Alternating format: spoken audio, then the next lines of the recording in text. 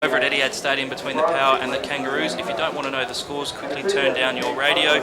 It is 3 minutes into the third term and it's North Melbourne 8-7-55 leading the Power 5-6-36. And I might just take this opportunity, boys, to thank the Glenelg Footy Club. They invited me for lunch down there. Had a few words to say to compere Ben Hook, and actually sat next to Glenelg Club President's wife, Gary Metcalf, his lovely wife Cheryl, and Gary not here today. He's home on the sick list, and we do wish him all the best. I'm sure he's listening into the broadcast. And yeah, Gary, looking forward to seeing you back at the footy pretty soon, mate. Tell you what though, I wouldn't let your lovely wife out. She is just one honey, I can tell you, and to sit next to her, didn't mind that at all, Gaz. Didn't mind that at all. Just a quick tip before the game begins, Phil Aspinall. Yeah, Glenelg for mine, John. Too strong at home. DB. Tigers for me. Tiger for you? Yeah, Tiger for me. It's a good one. You were very well done when you dissemble a little drum beat. But no, look, the Tigers for mine too. I think they're playing some very good football, as I said, just going along softly at the moment in second spot leading into this round. And I think they will be too good for a gallant double blues today. You're on RPH Adelaide 1190 7am. Thanks to station sponsor Angus Securities, the fixed interest specialist. Our match of the day, round 13. Your first caller, Dennis Brown. Down goes the bound. Cranston went up before acceptances against Giles. The ball out the back, taken there for the Tigers by Tenace. He's wrapped up and the umpire said he couldn't get rid of the footy. He's going to come in and have a secondary bounce, which we see a lot of to start a game. As the ball is bounced again Cranston. Giles front position with a backhanded toss. He was looking there for the former Tiger there in Hinge, but couldn't find it. The ball out towards centre wing on the outer side. Double blues in the van here. It's picked up by Crane. He got the handball away. Nelson goes in. The handball is good. And all of a sudden the double blues are up towards half forward. It's taken here by Crane, who kicks it inside the 50. And it has been marked no, taken there by Kirk. He's under pressure. The ball comes back towards the defensive 50. And Bradley gets it over to Mills. And Mills will come towards centre wing. The kickers let him down. Picked up by Chris Kane. He got the handball over. It's tough work out there for both sides at the moment. It's very close to the boundary line. The Tigers have it momentarily. The double blues through. Sheedy have got it now. He's tackled, goes to ground, and already you can see, guys, this is going to be one hell of a physical encounter with a ball up centre wing out of side. Pretty high intensity start to the contest, isn't it, John? Look, it is indeed. Ball between outer side centre wing and the half forward line there for the Blues. The ball up, taken close to the line, now out of bounds, and a big surely. Heavy bit of bodywork there on the Glenelg player. That's got to be a free kick. He was put down when there was a dead ball there. There's no need for that. That Tiger player got put down. Should have been a free kick. Evans was the one with the hard body on Ruwald, who went to ground. Now it's Tenace on that outer side wing. Little handball up to Chris Kane under pressure, just sort of hurled it away. Got support again from Tenace, who went to Willoughby in his 50th game for the Bays. His kick was chopped off by Gum, though, in the middle of the Bay Oval. He kicks towards half forward. Crane leading in the race, diving on the football. Bradley, his opponent. Crane did well to get back on it, pick it up, give it to McGlon, who's got Evans running at 50. He steadies, 45 in the pocket, kicks towards the goal and has missed everything, out of bounds on the full. And the Bays will take a free kick in the right back pocket through Panozzo. Station sponsor Smithfield crash clanger by Evans there, guys. He should have centred the ball to the top of the square.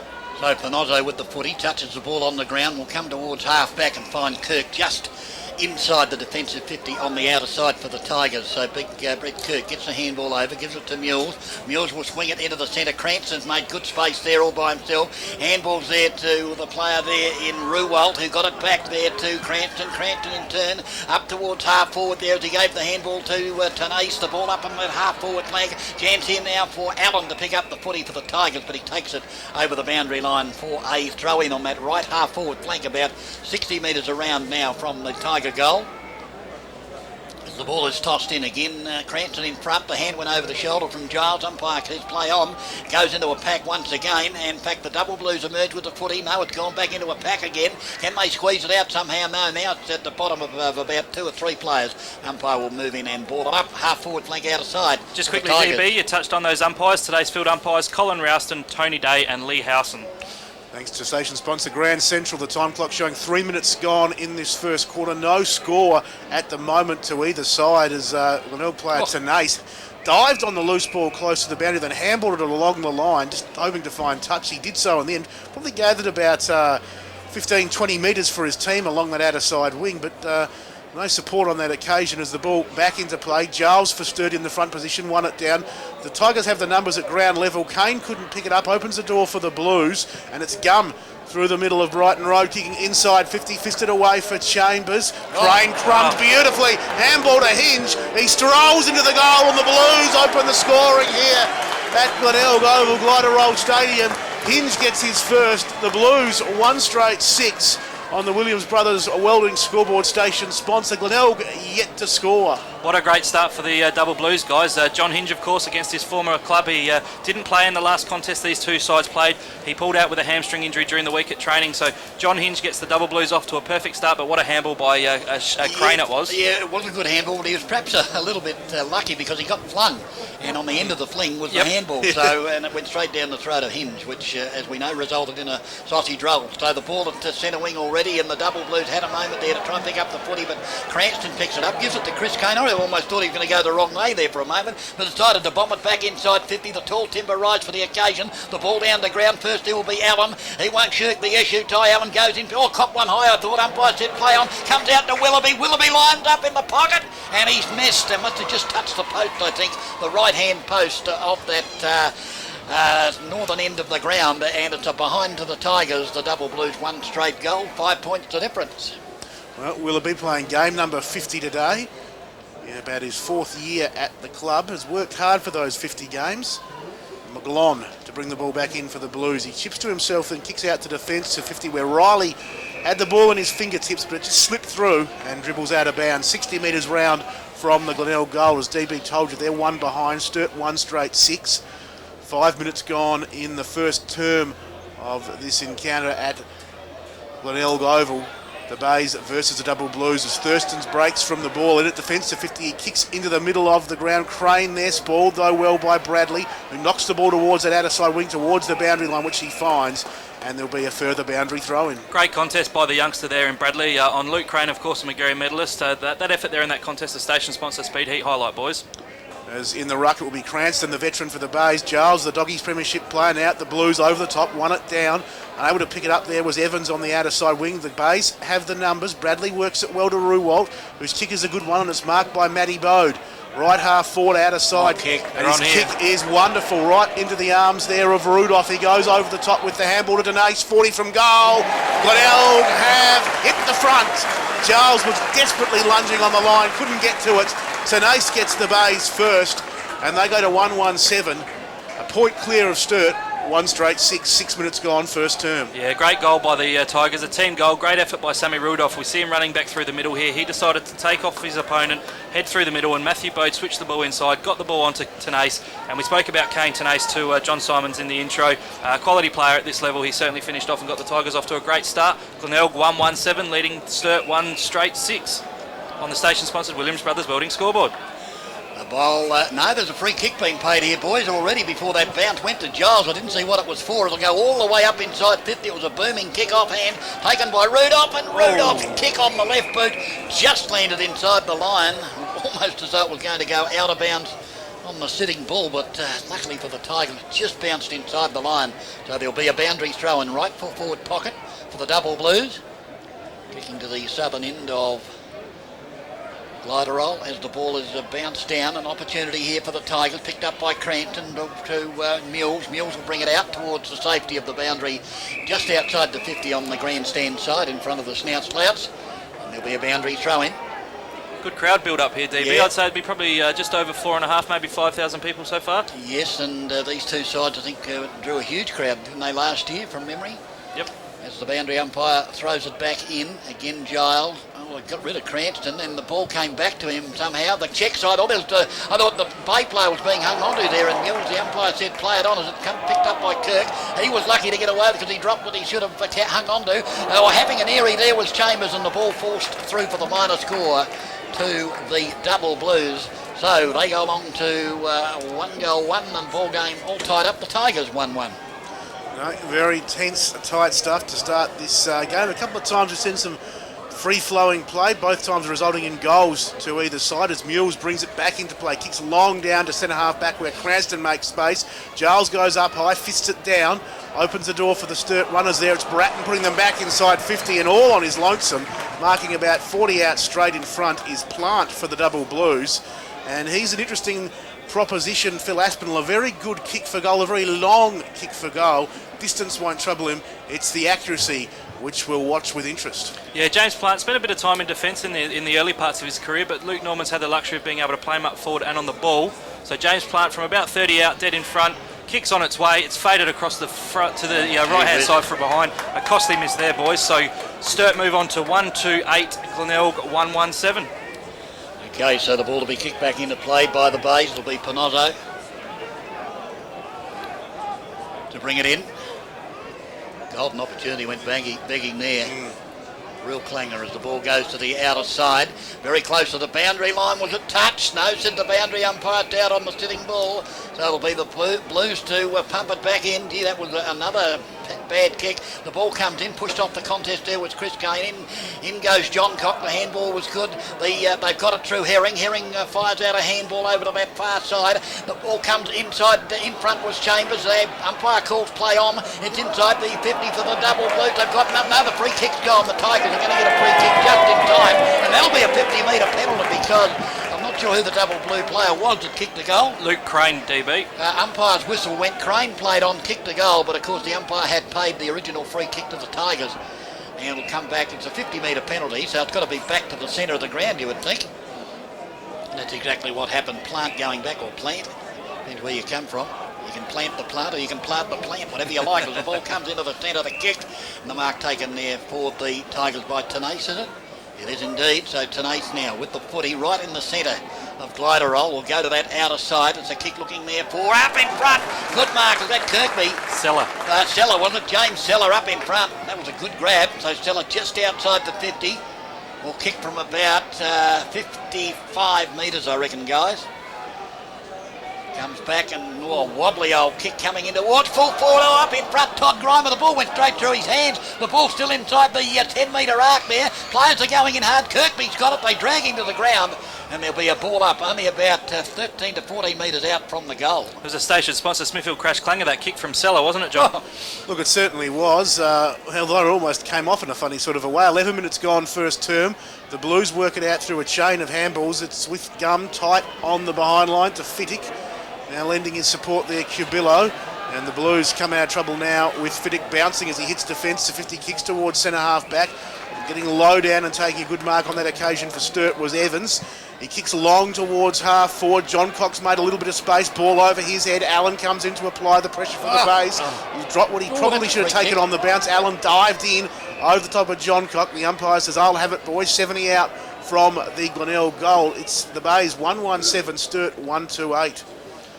As the ball up. One down in the ruck there by Seller. Straight to his opponent, John Cock, who's wrapped up. And there'll be a further ball up. Just quickly, John, Jade Sheedy for the double Blues off and on to the field, Tristan Gum through the station sponsor Sports Power interchange gates. As Big Bowen comes running from nowhere in the ruck there for the Blues. Won it down, tries to do a little bit of roving as well. No clean possession. And again, there'll be a ball up 60 metres out from the Sturt goals. 11 and a half minutes gone on the station sponsor Grand Central time clock in this first term. Bowen into the ruck, won it down, but in the process has infringed on his Glenelg opponent. And the Bays will take the free kick there through Big Seller, who's got the footy at defensive 50, shipped short to Mules. Still at about defence to 50 position, around about centre half back for Glenelg, the Glenelg skipper. He's a bit unsure where to go at the moment. He's going to go backwards, AFL style, into the left back pocket where Panozzo sits and waits, thinks about the handball, plays on now, takes on Plant, Mules applies the Shepherd. Panozzo kicks long now towards the outer side wing, just over the head of the outstretched arm of Kirkby, picked up by Cubillo for the Blues. He spotted up Fittick, left half forward outer side, a wobbly kick inside 50 and a good defensive mark taken by Big James Seller for the Bays. Yeah, Fittick just had too much on that, but then Seller kicks into the man. The double Blues had a golden opportunity there, but Big Kirk came in, showed plenty of agility for a big man. He got it over to Mules. Back it comes to Panozzo. Panozzo's last kick was had too much on it, but this time he spots Tenace and puts it down his throat. He in turn to Bode inside the defensive 50. Back now to Tenace, who breaks through the the centre. Back it comes to Bode. Bode dodges inside. Oh, he's got rid of the ball, but he might have run into trouble. He has, and the Double Blues will pounce. You don't give them a second chance. Taken by Crane. Crane inside 50, but there's no one home for the Double Blues. It's all the Tigers. The ball, will it reach the boundary before Mules can pick it up? No, it won't, because Mules has got it back pocket on that outer side, and the kick from Mules is just going to carry to Seller. Seller now in the defensive 50 will come out of that area, go towards the centre of the ground. He's looking there for Kirkby. The second attempt picked up there by Cabillo, wasn't it? The ball to ground, or it might have been Walk in actual fact, and Walk it was. And there'll be a ball up in the centre. Desperate stuff at the moment. Up they go again. And the left-handed tap there by Seller, but running onto it is Hinge. Hinge will kick it up towards half forward. The handball was good from the Double Blues to Gum. Gum around the body. There'll be two Tigers going up against the big Chambo. Oh, comes through as Kirk. He got rid of the ball with one hand. The umpire said that's all right. Very lucky there. Ruwald in the back pocket on the outer side takes the ball. Will bring it in there looking for Willoughby, who was in front. The ball thumped away from him. Then he tackled the Double Blue player, but caught him too high. That was Bratton, and Bratton's got the free kick half forward flank outer side, but the one-handed throw, very lucky here, boys. By gee, Big Kirk, a one-handed handball, Johnny, very hard to do. It is. It's. But he got away with it. He did in the end, as the kick from Bratton inside 50 pack forms off hands. Glenelg have the numbers as Bode gives to Seller. They work it out again, back to Bode, left half back. Kick. And the kick is a good one. Shaw also involved in that play there from the Bays. And marking the ball just onto the ground, making his league debut for the Bays is young Scott Collins. And his kick on this occasion is a good one. Finds Todd Grimer. He handballs over the top to Kellick. The late inclusion. The umpire's whistle's gone, though. Ball's coming back, John. I think Todd Grimer took his former teammate John Hinge high. And umpire Tony Day's blown a free kick for John Hinge. So Very the Tiger unlucky. fans won't be happy with that. Very unlucky because, the Hinge was coming at him, and he put his arm up to protect him, and Hinge ran into him, and of course he was unlucky in the fact that the umpire saw it, to be honest with you. Hinge has the ball right half back. Northern end of the ground, he chips to Thurstons. He goes into the middle of the ground, chasing after the loose ball there. McClay for the Blues, tackled well by Tenace on that outer side wing. Fired out the handball. Ruwalt had two Blues to beat in the end. Numbers got the better of him as Nelson comes up with the footy for Sturt. He handballs to McClay at half forward. Good pressure, good tackling from Tenace. Holding the ball is the umpire's decision. And Kane Tenace will get the free. It's Sturt 1-2-8, Glenelg 1-1-7. 15 minutes gone, first term. Rudolph up towards half, just forward of centre wing out of side, looking for Kirkby.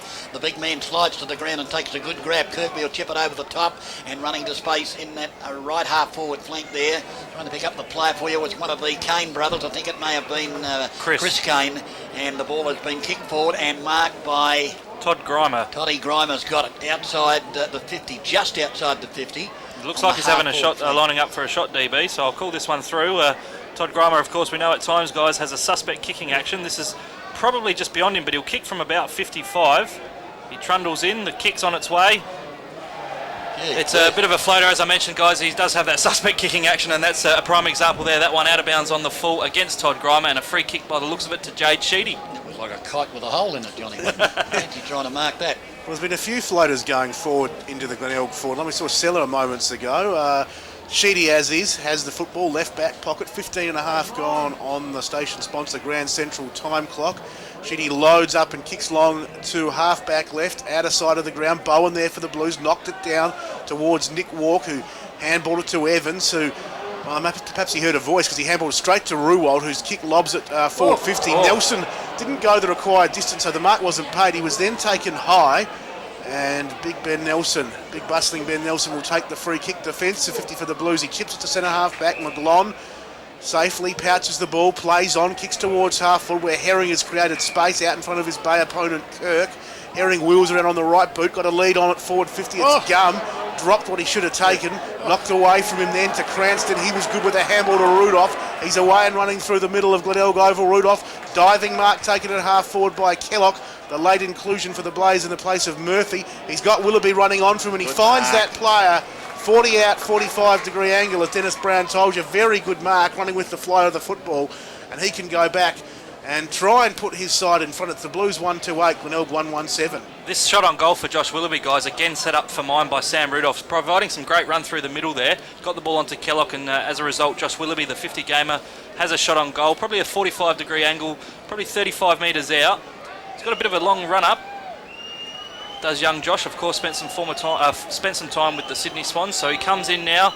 Kicks on the way, kicks from about 40. Goal umpire's doing a bit of work. It's just drifted across the face and it's one behind. So Glenelg move on to 1-2-8, tying up the scores with the Double Blues. 1-2-8 also. Yeah, a bit lucky to have a shot on goal there. I thought the Double Blue player was pushed in the back here. The umpire missed that completely. And consequently he missed. So as you heard the boys say, the ball game all tied up as it comes out towards centre wing. In between people, or players I should say, was Giles. He hurriedly kicks it into the centre. It's not a bad kick. Young without the ball momentarily was Bratton, but the recovery was good. Gave it to Evans. Evans tried to run the court, had the ball, tackled and dropped it like a hot potato, but the umpire said that's all right as it comes out to Panozzo at centre wing. Panozzo was centre the ball. It has to be spot on, and it is spot on. And taking it there was, I think, Ben Kane. He got it over there to Lally. Lally inside to 50. Players got it at the bottom of the pack off a handball after he was pushed in the back. Was intercepted by the Double Blues. Evans will run onto it now for the Double Blues. Stops and props. Goes by hand. Gives it now to the player in. Trying to pick it up. Walk. Back it goes. Gives it back to Evans. Evans with a handball to John Cock. Back it comes into the centre to Nelson. Now to Cabillo. And finally ending up there with Bratton, who goes to 4-4. Two Tigers up against Chambers again. Player copped high there was Rudolph. Umpire says play it on as it comes to Mules to Ruwell. They're out of trouble. Or are they? Yes, they are. Ruwell will get the kick to centre wing as Big Seller enters the game, I should say. Taken, however, by Panozzo, and he'll kick it into the centre. Has to be spot on, and was spot on, and the mark taken there by Lally. I think it's Lally. 25-metre penalty, guys. I think the Sturt player Michael Bratton encroached the mark as Lally went to kick the ball inside 50. And umpire Colin Rouston has paid a 25-metre penalty against him. Well, here's a golden opportunity now for the Tigers to put their noses in front either way. They would prefer a sausage roll. So Angus Lally now DB gets a shot on goal as a result of that 25-metre penalty. A chance to take the lead for the Tigers, whether it be a point or a goal.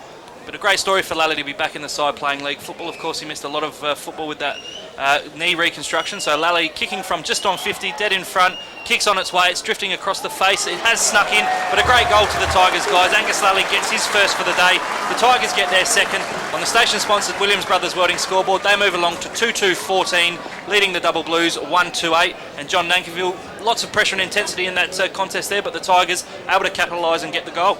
Oh, look, it's been a very intense, pressurised first term. I mean, we've just ticked into time on, 20 minutes gone, and only the third goal of the quarter. The Bay's edging ahead now, as you said, 2-2-14 to 1-2-8, and it's a bit the way the game's been played. It's had its free-flowing moments, but a very tight, hard game of football is back in the middle. It's going to be Giles against Cranston. Cranston won it down, but went straight to Giles, who did some nifty roving work, kicked the Blues inside 50. Off the hands of Kirk. Mules there for the Bays. Handball didn't find a target. Nelson came through, grabbed it. He was set upon by Rudolph and Allen and Mules. And there'll be a ball up at the forward 50. And Ty Allen sporting a rather nifty-looking beard there has spotted a blood rule. It's Plant coming off for the Blues, and he is really bleeding with a cut to his forehead, on the left-hand side of his forehead as he heads towards the interchange bench, Phil Aspinall. Yes, quite a bit of blood coming out of James Plant's head there, so no doubt he'll be sent down to the rooms to get some stitches. And through the station-sponsor Sports Power interchange gates, big Jake Bowen comes onto the field for the Double Blues. Well, he's had a rat already today, Bowen. He comes back into the action now. He'll probably go up forward as a target, perhaps you'd suspect, for the Blues, as it's going to be a ball up, forward 50 arc for Sturt. Kirk won it down for the Bay. Straight, though, to Crane, who handballs to Herring, who snaps 45 out from goal, well and truly across the face. Just sneaks in for a behind in the end. It's a 5-point ball game. The Blues 1-3-9, Sturt 2-2-14. 21 and a half minutes gone in this first term. Lack of voice by the Double Blues there, DB. I think Herring had a bit more time than what he thought. He could have straightened up and kicked the goal. No doubt about that, Phil, as the ball is brought back into that outer side. Sliding down and taking the mark is Ruwalt. Outer side, half-back flank inside the defensive 50 for the Tigers. Not a lot to kick to. So he's going to have to go along that outer side boundary, which he does. It's a beautiful kick in actual fact. Up they fly in front. That's almost a mark to the Bays. I thought that player controlled it in actual fact. The umpire said no. That player was Cranston, and now he's going to move in and ball it up. So no doubt in my mind that Cranston controlled that football then. The umpire throws it up. Again, the tall timber 2 battle taken by, might have been Cabillo in there, and the ball to ground. And it'll be another ball up centre wing outer side.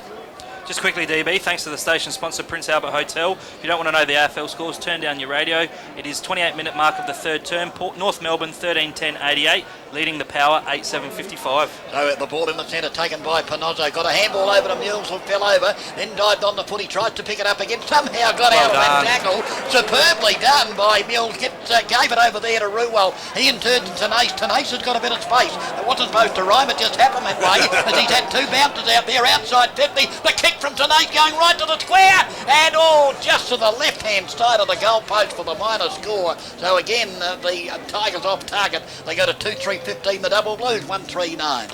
23 and a half gone in this first term as McGlon brings the footy back into play for the Blues. A long, strong kick towards half-back grandstand side, northern end of the ground. Off hands, it comes the way of the bearded Allen, who gives to Panozzo. To Cranston, the big man's got a couple of options, one of whom is Ruwald. He marks at the forward 50 arc, stops, props, goes short, and puts on the chest of Kirkby.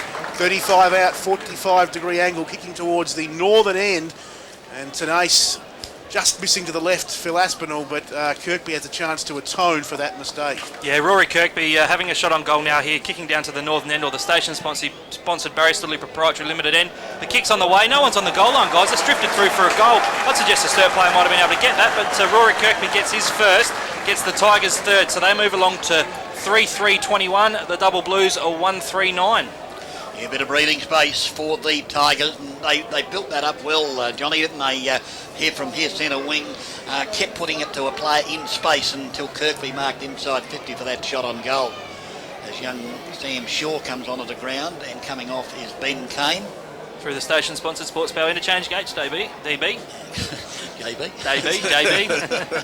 Ball back in the centre. Umpire throws it up. Again, Giles, and the tap down on this occasion by Stella. Picking it up is Bode. Bode burst out of the centre and on the left boot. The ball comes here in, taking the mark, Chris Kane. He's going to go short inside 50. Good football again by the Tigers.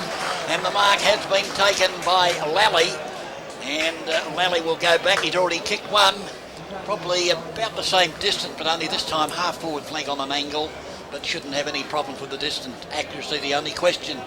Yeah, we're right behind him here, DB. So Angus Lally on a 45-degree angle, probably kicking from about 45. The kick's on its way. It's a great kick off the boot. It's drifted back across. That's just snuck in for a goal. A great goal for the Tigers. Back-to-back for them. Angus Lally gets his second. The Tigers move on to 4-3-27. The Double Blues 1-3-9 on the station-sponsored Williams Brothers Welding scoreboard. A great goal to Glenelg, John. It's probably an obvious statement, but very crucial last few minutes of this game. As we mentioned, it was all very tight for the first 20 minutes of the quarter. The Bays have rammed on 3 goals in 4 and a bit minutes, and all of a sudden they're out to an 18-point lead. And they're into time on, Johnny, by how many minutes, mate? About 5 or 6. I think it's closing on 25 and a half minutes now. So, yeah, I mean, it's certainly not a match-winning lead at this stage of the game, but it's certainly a crucial period of play here for the Bays as the ball held in the middle there, Sella and Nelson doing the wrestling. And there'll be a ball up slightly on the attacking side of centre for the Bays. They lead by 18 points, 4-3-27 to 1-3-9. 26 gone first term as Ruwalt gets Glenelg towards their forward 50, but Thurston's comes out, meeting the ball strongly, whacks it onto the boot and kicks back towards the outer side wing. Eyes on the prize was Evans, but coming through from the side was Kirk. Not paid the mark, ball hits the deck, knocked out by the Bay player towards Chris Kane.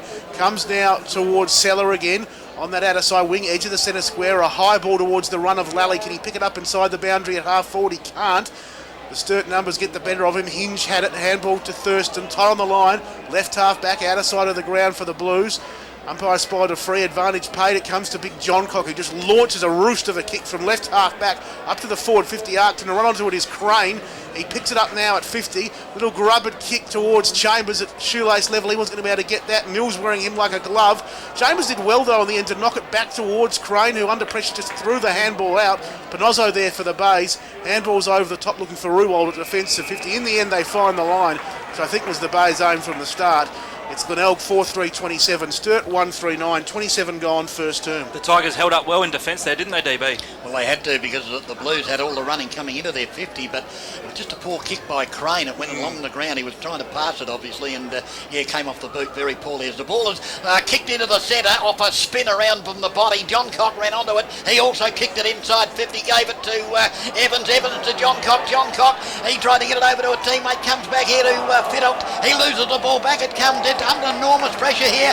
The double blues, the Tigers have responded beautifully. And Rowley will take the ball on the outside and handball to Panozzo, who runs to centre wing. Oh, that's great work by the Tiger defence. They're under enormous pressure, but did it superbly as the siren goes to end the first quarter here at Clitheroe this afternoon. The Tigers lead 4-3-27, the double blues 1-3-9, and the Tigers probably a couple of goals there in what they call junkie time, although after kicking a couple of goals they'd call it spunky time. They wouldn't. When the ball's brought to ground level, I think that's where the double blues need to get themselves back into the contest. No, very true. No, you mentioned Mills, he has worn Chambers well, but Chambers, he's a very good player. He's almost, might sound like a funny thing to say, but almost underrated in some areas in his general field player. There was a play there, Dennis, late in that first term where he had no hope of picking up the ball. He had base players all around him, but somehow he managed to get down and get it out to Crane. They didn't get a goal out of it in the end, but he's a pretty agile, skillful guy, Chambers, as well as being obviously the premier goal kicker in the league. No, his recovery is good. He's not too bad on the ground at all. As you're right, we associate him with a mark kick type of player, but no, his second and third attempts are very good for a player of his size anyway. Well, almost in readiness to begin the second term here on RPH, thanks to station sponsor Angus Securities. It's quarter time, seconds away from the second quarter. It's the Bays 4-3-27, leading the Blues 1-3-9. To get you underway in this second term, your caller is Dennis Brown. Again, it's Cranston, but up against Bowen this time as the ball is taken in the centre. The kick is taken off hands by Allen. Allen for the Bays, up inside the 50. The ball out the back. Seller had almost a golden opportunity to run onto the footy. He's still got it. He's juggling around there like a magician, but the umpire says, no, I'm going to ball it up inside the 50 for the Tigers. The ball was bouncing around like a pinball machine there, DB. It was, wasn't it? And Big Seller had his hands on it for most of that jumping around like a pinball machine. As the ball's inside 50, it's merging with the footy there. Was a player for the double blues, and couldn't identify. Sheedy got a handball to Gum, and they look like they're out of trouble. Fiddick will bring the ball to the grandstand side. He's got two players there, and in fact, it's McClay brought it over to Fiddick. McClay brought it to Fiddick. I was going to say Fiddick's taken the mark. He's not that good as the ball comes back here. Oh, the poor kick though by Fiddick off the left boot, and the ball's gone out of bounds just outside the 50, and there'll be a boundary throw in. Station sponsor Smithfield crash clanger by Fiddock there, DB. The kick just missed the target from 15 metres, not good enough. No, you're exactly right, Phil, as the ball comes into play. Bowen front position, the ball out the back to Nate, will be hotly pressed here by Cabillo, but he got the handball to Big Cranston. Not a bad effort from Cranston. He just took that ruck infringement. He got it over to Chris Kane, up inside 50, the ball out the back. Kirkby looked as though he may have caught one in the back there. The umpire said play it on as it comes now to Gum on that outer side. He's going to go out there looking for John Cock, who's made a lot of space to get to that footy.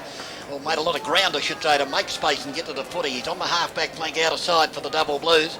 John Cock will bring it in short. Brings it now to... Who's that player there? I reckon that was McGlon who kicks it up towards centre wing, but taking the mark, the Tigers are away again into the centre. This time it's Ben Kane that's got the footy. He's going to bring it to the grandstand side, but it's a poor kick. He put it straight down the throat of Sheedy. That was a poor kick, and Sheedy now, the turnover will be costly because Sheedy usually hits a target. That's what he's done to Herring. Herring, though, he's a long way from goal. He's about 75 metres. He'll go in short. Hinges created space. Could have run on, but he's got double blue players everywhere at the moment. Now he turns around and decides to fire. Inside the 50, the player set himself. Big John O'Giles had the height advantage. That's a good tactic by Storm and Norman to put Big Giles down in the forward area and ruck with Bowen.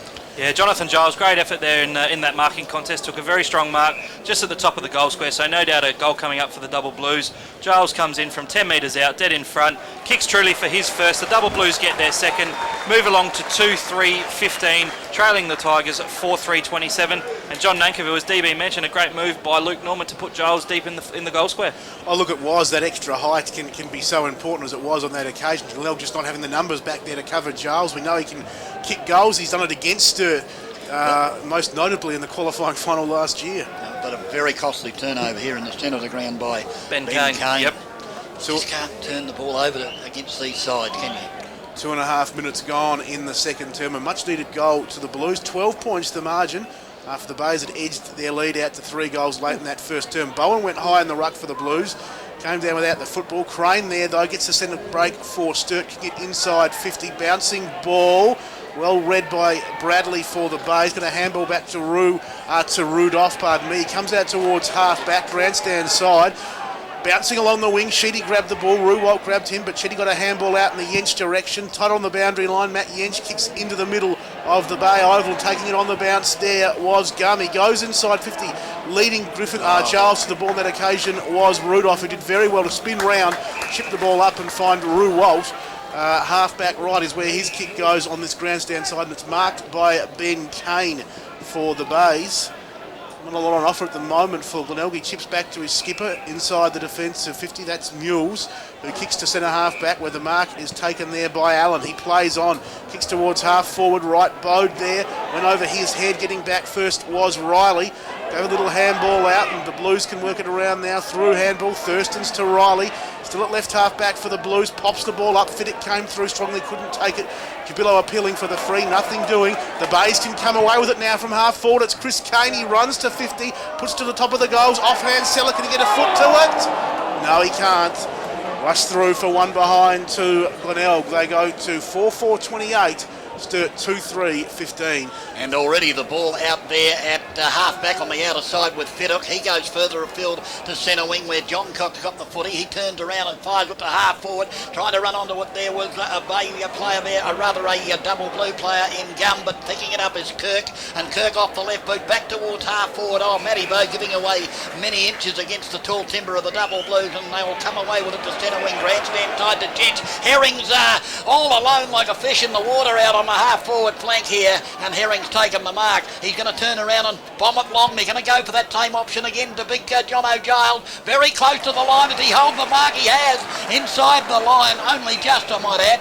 And that is a good tactic. You can see the double blues. That's all they're doing, bombing it in high. And Giles hasn't let them down. Can he kick another goal? Yeah, he's proving too tall for his opponent there in Rudolph. Giles snaps around the corner. He's got his second, guys. A great snap on goal by Jonathan Giles down at the station-sponsored Barrett Studley Proprietary Limited end. The double blues, get their third. They move along to 3-3-21. 7 points behind Glenelg, 4-4-28 on the station-sponsored Williams Brothers Welding scoreboard. Well, he is proving to be the real difference at the moment. Giles, 6 minutes gone, or almost 6 minutes gone in this second term. 2 goals in a couple of minutes, and all of a sudden the Blues are back to within just 7 points. And as we speak, John, I think Mark Mickens realised that he needs to do something with the matchups. He's got Daniel Kirk moved on to Jonathan Giles. What had to happen is back in the middle. It's going to be Bowen in the ruck for the Blues. I think it is Daniel. I think I called him Brett Kirk before. Up against Cranston. No clear winner. The ball hits the ground. Allen infringed, and he'll get up and take the free in the middle of Glenelg Oval. Lighterroll Stadium. He chips short towards half forward. Cranston there takes the mark. Still inside the centre square, but well and truly on the attacking side for Glenelg. Big Trevor Cranston, one of the best big men in the league. He loads up long and kicks towards the hot spot. Kirkby from the side, just caught behind. And drifting in and taking a good mark was Nick Walk for the Blues. And 25, John. 25 for a late infringement there as he hit the ground. A player landed on top of him. Yeah, well, that was accidental, to be honest with you. Walk at centre half back, chips up towards Magalon. Right half back, he can run off that position. Decides to take a bounce. Measures the kick. It's just over the head of his teammate John Cox. It didn't matter because he had Hinge there on the edge of centre wing to Crane. Back to McGon, who's run on, who from centre half forward can put Sturt towards a goal square. Giles there, fisted away by Kirk. Cubillo got the crumbs. Evans grabbed the loose ball that Cubillo couldn't quite take. He's been infringed, has he? Yes, he has. I think a push in the back is the rule. No, I think he's going to ball it up. No, he's going to ball it up. I thought I noticed a push in the back. Just said, no, he's going to ball it up. My mistake. Top of the goal square for the Blues. They trail by just 7 points, 7.5 gone second term. Giles playing up forward does the rucking, and the Bays though shark the ball, kick towards half back, and the infringement going the way of Glenelg, but it's Todd Grimer who will take the free kick. I think he paid the mark, Johnny. Paid the mark. So it's Toddy Grimer with the footy, going to go into that man Cranston, who's covering a lot of territory, goes by hand now to Willoughby, who doubles back, has a bounce, he's at centre wing inside the square, and then bombs it long and strong inside 50. Oh, a little push in the back from Clay was effective because the umpire didn't see anything against Steller on that occasion. Immediately the double blues go to the outer side, and the mark's been taken out there by, is it Fiddick out there? Long way out there on that half-back flank on the outer side. I reckon it's Herring, DB. He's drifted down. Herring, is it? Gee whiz. He can swim then as the ball is with the double blues as they bring it off the boot of Nelson to centre half back. The mark taken there by McClay again, who brings it into the centre. Away they go again from the double blues there. Off the boot of McGlon up towards Hinge, and Hinge takes the mark. He'll bomb it in strong and long and high again, as you can bet one into a brick on that. Giles is hovering. Up they go. The ball off hands though. Hits the goalpost for the minor score to the double blues. They go to 3-4-22. The Tigers are 4-4-28. Just one straight kick the difference. Yeah, the Tigers' defence looks a bit rattled there at times. John Hinge is finding himself in a bit too much space for mine, John. Yeah, he's a manoeuvrable sort of player, isn't he, Hinge? And he can be dangerous. He was doing some pretty dangerous stuff for Glenelg over the last few years as the Bays go out towards the outer side wing. Bouncing ball, Grimer there against his opposite number 1 in Bowen. Neither player could keep it in. There'll be a boundary throw-in. 6 points to margin. Glenelg 4-4-28. Sturt 3-4-22. That's on the station sponsor, Williams Brothers Welding scoreboard. The Grand Central station sponsor time clock says we've gone 8.5 minutes in this second term. As in the ruck, it's Bowen for the Blues, outpointing Cranston, but Cranston diving in for the football against Evans. Very heavy work with the body from both players. Umpire keeps the whistle away. Nelson grabs the ball, held in, the ball up. DB, I thought with the guy with his head over the ball should be protected, and Cranston certainly looked like he was taken high. Cranston should have got a free kick. The double blue player came in over the top on that occasion. As it's going to be the Bays. Winning it down in the ruck was Cranston. To Lally, he's kicked a couple of goals today for the Bays. He kicks to half forward, off the back of the pack, off the hands. Grimer leads in the race at 50. Sockers forward towards Kirkby in the left forward pocket. Bounces once, out of bounds. Down there at the southern end, it's the Bays 4-4-28, Sturt 3-4-22. Just quickly, guys, if you don't want to know the AFL scores, turn down your radio temporarily. Thanks to station sponsor, the Prince Albert Hotel. 9 minutes into the last term, Etihad, North Melbourne, 14-12-96, leading the Power, 11-8-74. So the boundary thrown inside the 50, taken off hand by Bode. Bode with a right footer is going to drift into the centre, coming in. Oh! Two Bay players have almost knocked each other out. They haven't moved on the ground, now they have. Oh, gee whiz, that was bad luck. Two Tigers were going to take one of them could have taken the mark easily as Hinch flicks it off the ground, gives it to Nelson. Nelson in turn will give it to Sheedy. Sheedy will go to the outer side. Running out there is the player there in Matty Jench, and Jench has taken the mark for the double blues. The Tiger players are up, so that's okay. Look bad, but they're okay. The important thing is the kick goes inside 50, and the mark taken down there is that Chambers has got it, Big Chambo, and he's right on the 50-metre arc out there on the outer side. Yeah, Sam Shaw and Josh Willoughby, the two Tigers players, guys, that collided, and both. Josh Willoughby's just come off through the interchange gates through the station sponsor Sports Power interchange gates, but not looking the best. But in the meantime, Brant Chambers has got a shot on goal. He's first for the day. The kick's on its way. It's drifting across the face. There's a contest down there. Big Giles and Kirk rush the ball through for a behind. It's a behind to the double blues. Sturt move on to 3-5-23. Glenelg 4-4-28. Now, it should have been a free kick to the Tigers, the double blues then. I reckon Giles from behind was being hung on to. It's going to be Mules to bring the footy back into play. Kicks long towards that outer side half-back flank, about 60 from goal. Actually, let me rephrase that. I got that all wrong. It's actually Giles pushing his opponent out in Kirk in the back. As the ball will be thrown back in, 60 out from the Blues goal. They've got right back into the contest in the first 11 minutes of this second term. As in the ruck, Giles wrestling with Seller. Giles slung Seller to ground. The Blues come up with the ball though. John Cott, handball into open space, taken by Gum, running backwards to go forwards. Handballs to about 60 from his goal, where Hinge just can pick the ball up and shovel a handball forward. The umpire's whistle's gone. Yeah, Hinge was slung to ground after he disposed of the ball, John, so the former Tiger gets a free kick. And he's got it right on 50, between right half forward and the right forward pocket. He'll chip short, improve the angle but not the distance, and Big Giles marks for the Blues. He's kicked 2 goals today, both in the early stages of this second term. I don't think he's overly confident on this one. He's gone back. He is a long He's kick. a booming kick, DB, so I might just take the call through with this. So Giles will have a shot on goal, at least from 55 out. The kick's on its way. It's a booming kick. It's going to carry the distance. Is it going to get to the line? Spoiled on the line. James Plant there in the number 64. Snaps a goal from the top of the goal square. James Plant had just come on after the Blood Rule boys. He came off in number 53. Now has Guernsey number 64, and he gets a great goal for the double Blues. They move along to 4-5. 20, that's 29 I think it is, and Glenelg 4-4-28. The double Blues in front, DB. Yeah, and only because Plant stayed down. He was front and centre. The tall timber were flying to try and stop the ball. In fact, 3 Tigers flew. Plant stayed down. The ball ricocheted straight into his hand.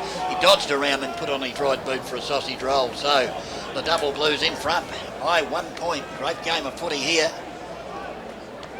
Ball back in the centre. Umpire Ralston about to throw it skyward.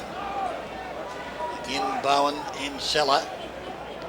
They go. No, in fact, it's Giles that went up. Offhand, taken by Cabillo. Cabillo's kick for the Double Blues up towards half forward. Oh, beautifully done there by young Bradley. Big Kirk picked it up. Had an error as he tried to handball in, kicked the ball into the centre. Up they fly in front. There was Hinge from behind Seller. The ball, Seller diving on the footy, and there'll be a free kick going the way of Seller.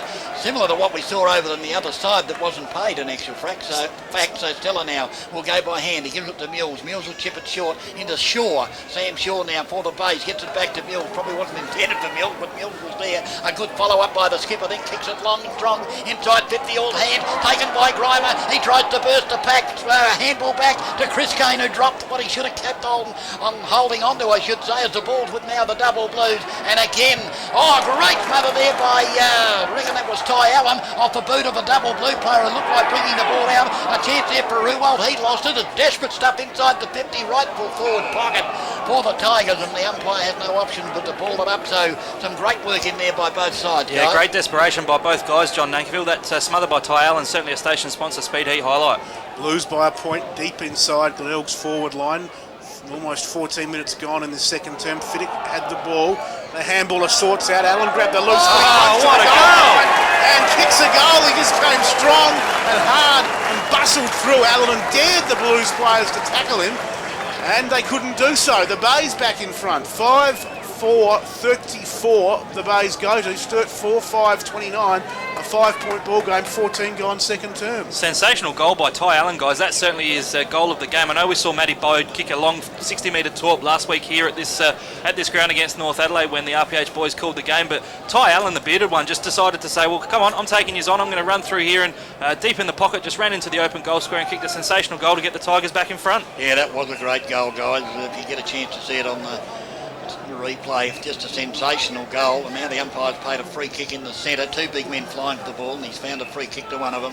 I hate that. I don't reckon that's on them. Two big blokes are trying to... Obviously, both their eyes are on the footy, and the umpire pings one for over the shoulder. As Mules has got it back pocket on the outer side. He'll kick it out towards that half-back flank again. Cranston's made space, and the handball's not up to his normal good handball, but he gave it to Bradley. Bradley in turn to Nace. Nace now to Shaw. Shaw now on that left boot of his will go to the outer side. He's looking out there for Kirkby. Kirkby's going to have to run. McLeod hot on his hammer. Will Kirkby get there? He does in time. Puts it on the left boot and then goes looking for a teammate up there at half forward. Oh, there's almost a free in the back. No, the Bay player fell over and he's going to get a free kick for a trip.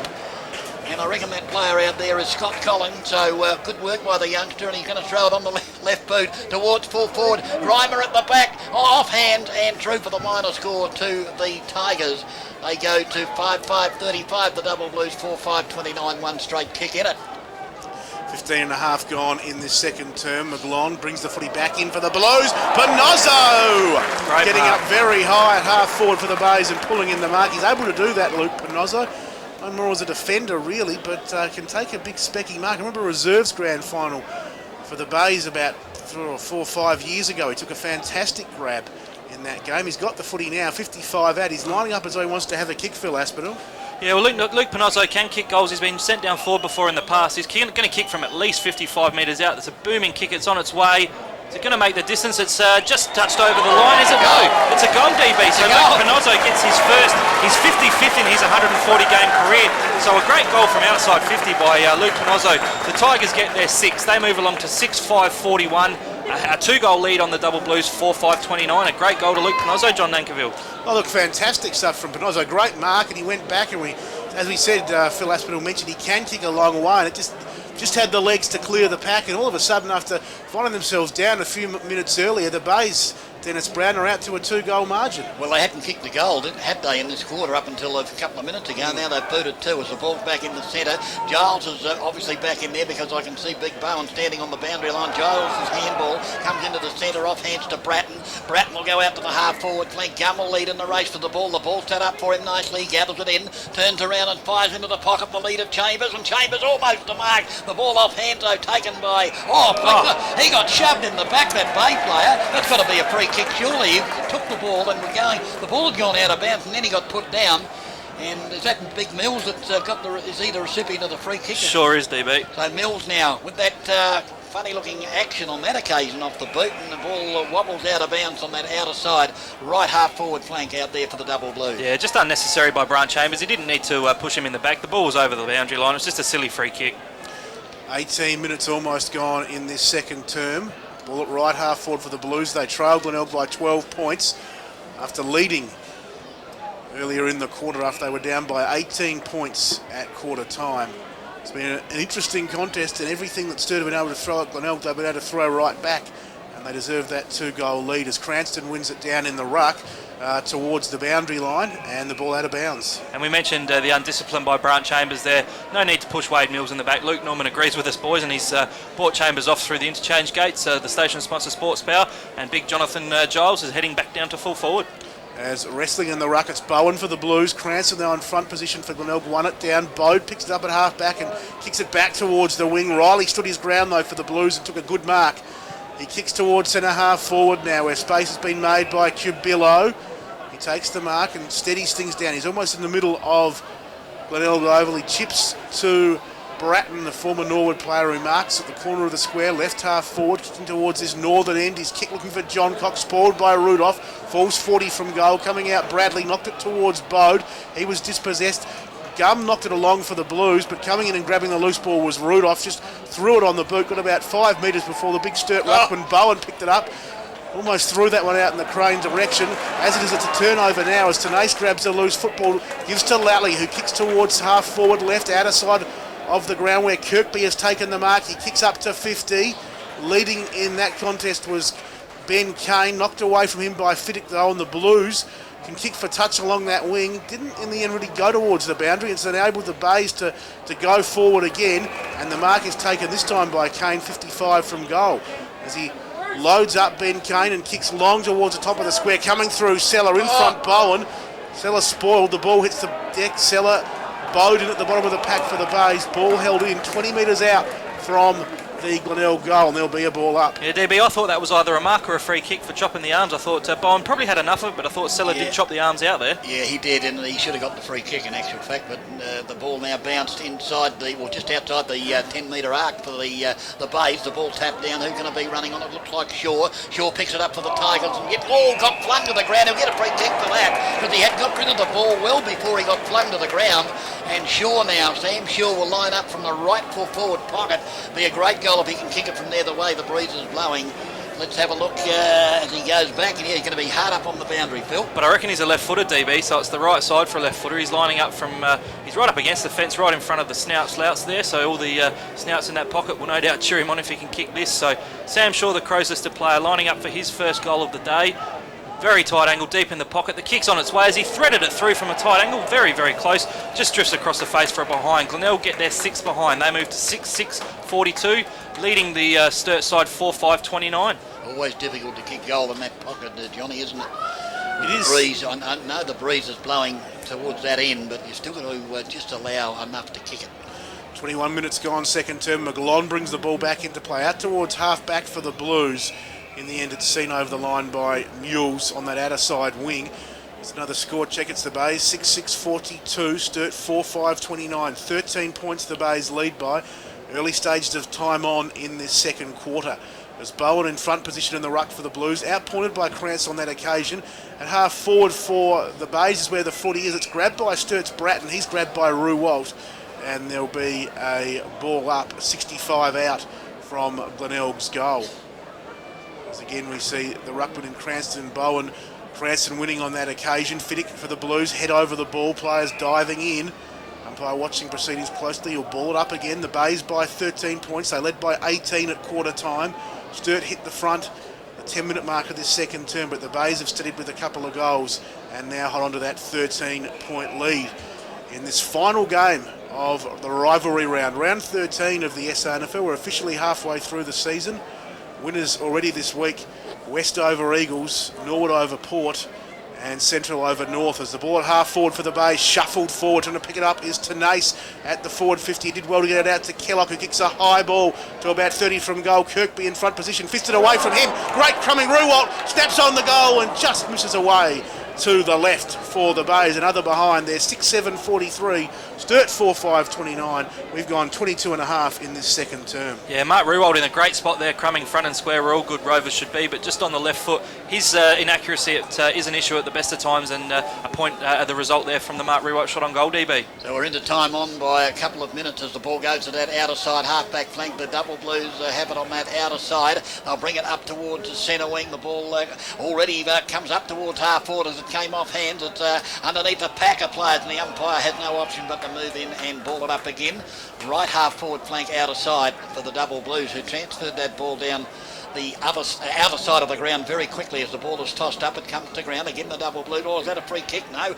But the blue player looked to be have caught one in the back there as the ball out there on that half back flank. In fact, the left footer comes up towards the half forward flank on the outer side for the Tigers. The ball hits the deck again. The Double Blues in defence, though, are very good and coming out with the ball. And he's going to get caught if he's not careful. That'll be holding the sausage, I reckon. No, the ball will have to come back. Big Seller has kicked a goal, but the umpire did not allow the play on to continue, and I think you'll find it's Lally, is it, or is it Ty Allen? It was Aidan Riley, the Sturt player who got tackled, and I think the resulting free kick is going to go to the bearded one in Ty Allen. Yeah, umpire did not pay advantage. Big Seller picked it up and kicked a goal, but the umpire said, no, you've got to bring it back, so probably a little bit unlucky there, the Tigers. Yeah, looking, Aidan Riley just should never take on Ty Allen. He's one of the toughest guys in the SANFL, boys, and as we mentioned, he's sporting a very handy beard these days, boys. I reckon, I think he's got a bit of a competition happening with some of the teammates here, but Ty Allen lining up for shot on goal from about 40 out on a slight angle. The shot's on its way. It's drifting across the face. Has he snuck it in? He's definitely got it, DB. He's got his second for the day,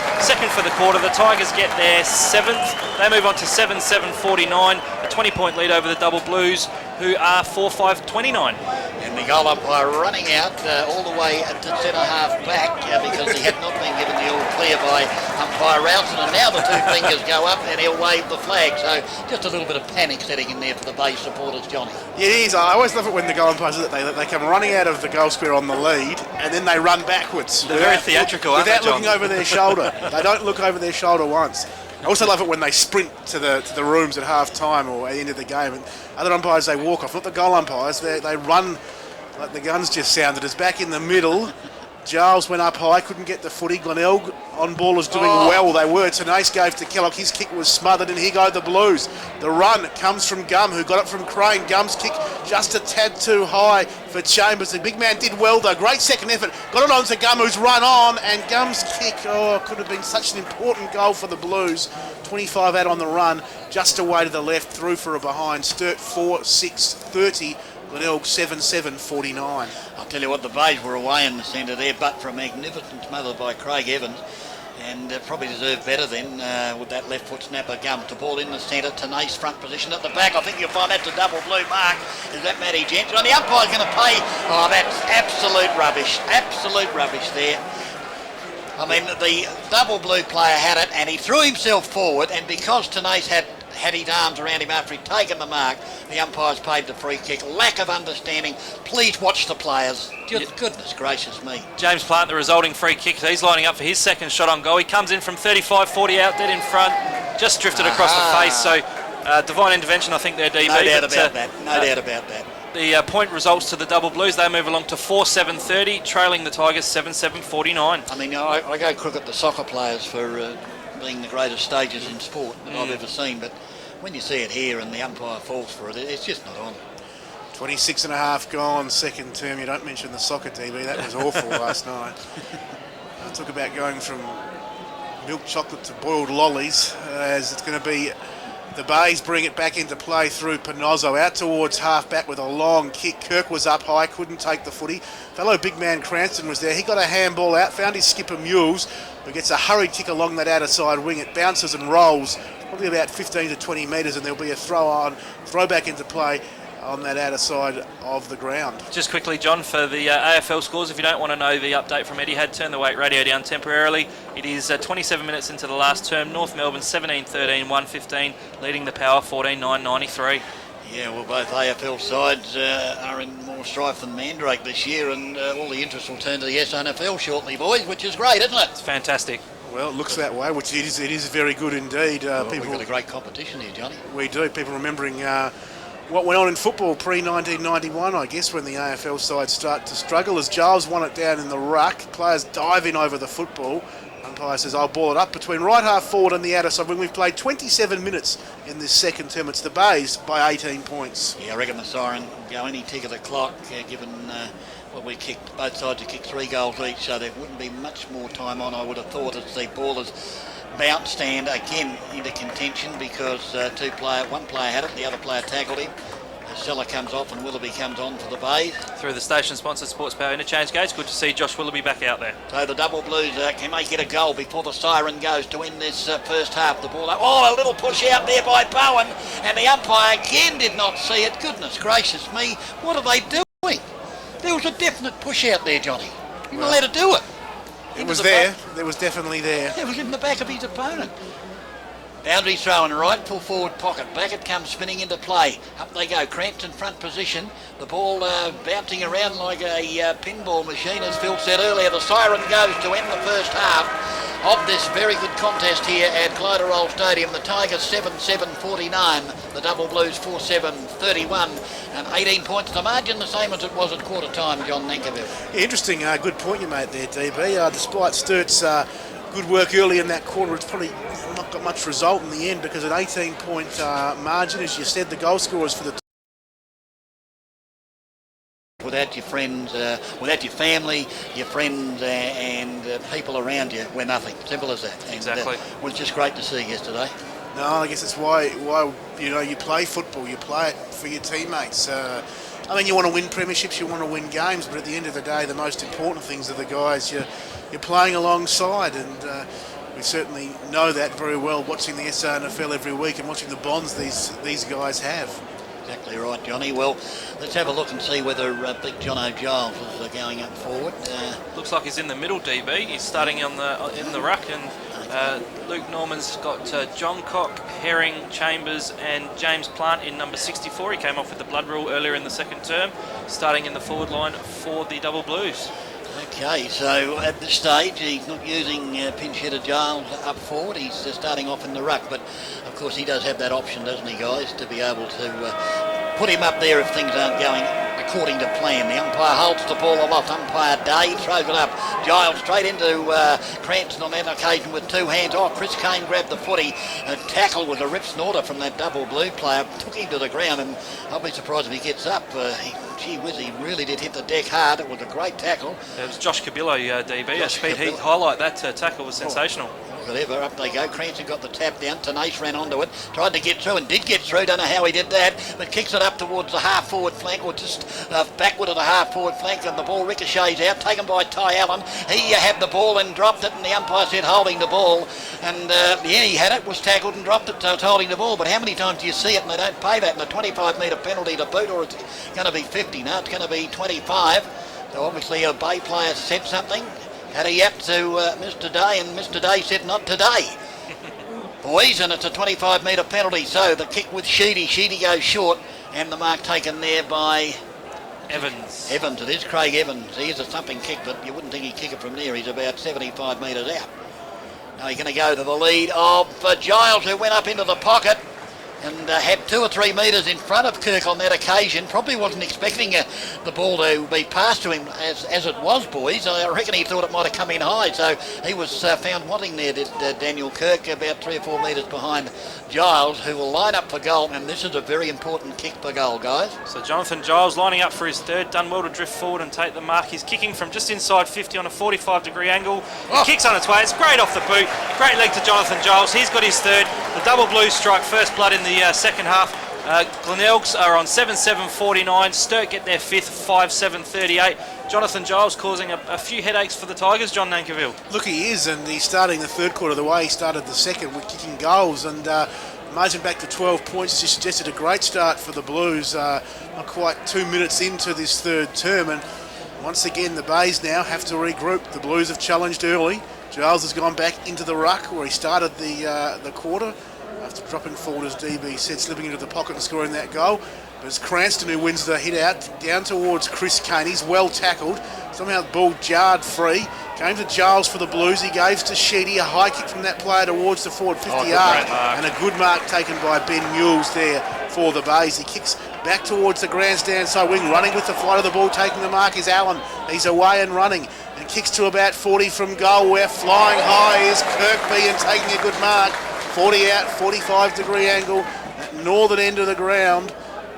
Anything you can do, I can do better. Bomb it in high and let Kirkby take the grab. Exactly, and Kirkby will go back. Phil Aspin said about 40 metres out, 45-degree angle. Yeah, great contested mark there by Rory Kirkby. He has one already for the day. I believe he's leading the goal-kicking tally for the Tigers. So Kirkby from 40 out.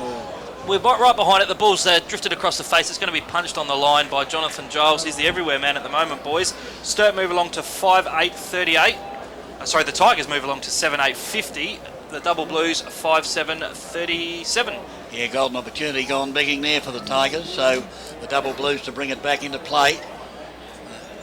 Taken there and kicked out towards this grandstand tight. Kirkby up high. The ball through his hands. Oh, Hinge had it and then dropped it. The recovery from Hinge. He can't pick it up. Now he's got it. The handball is good and the Double Blues will be out of trouble here.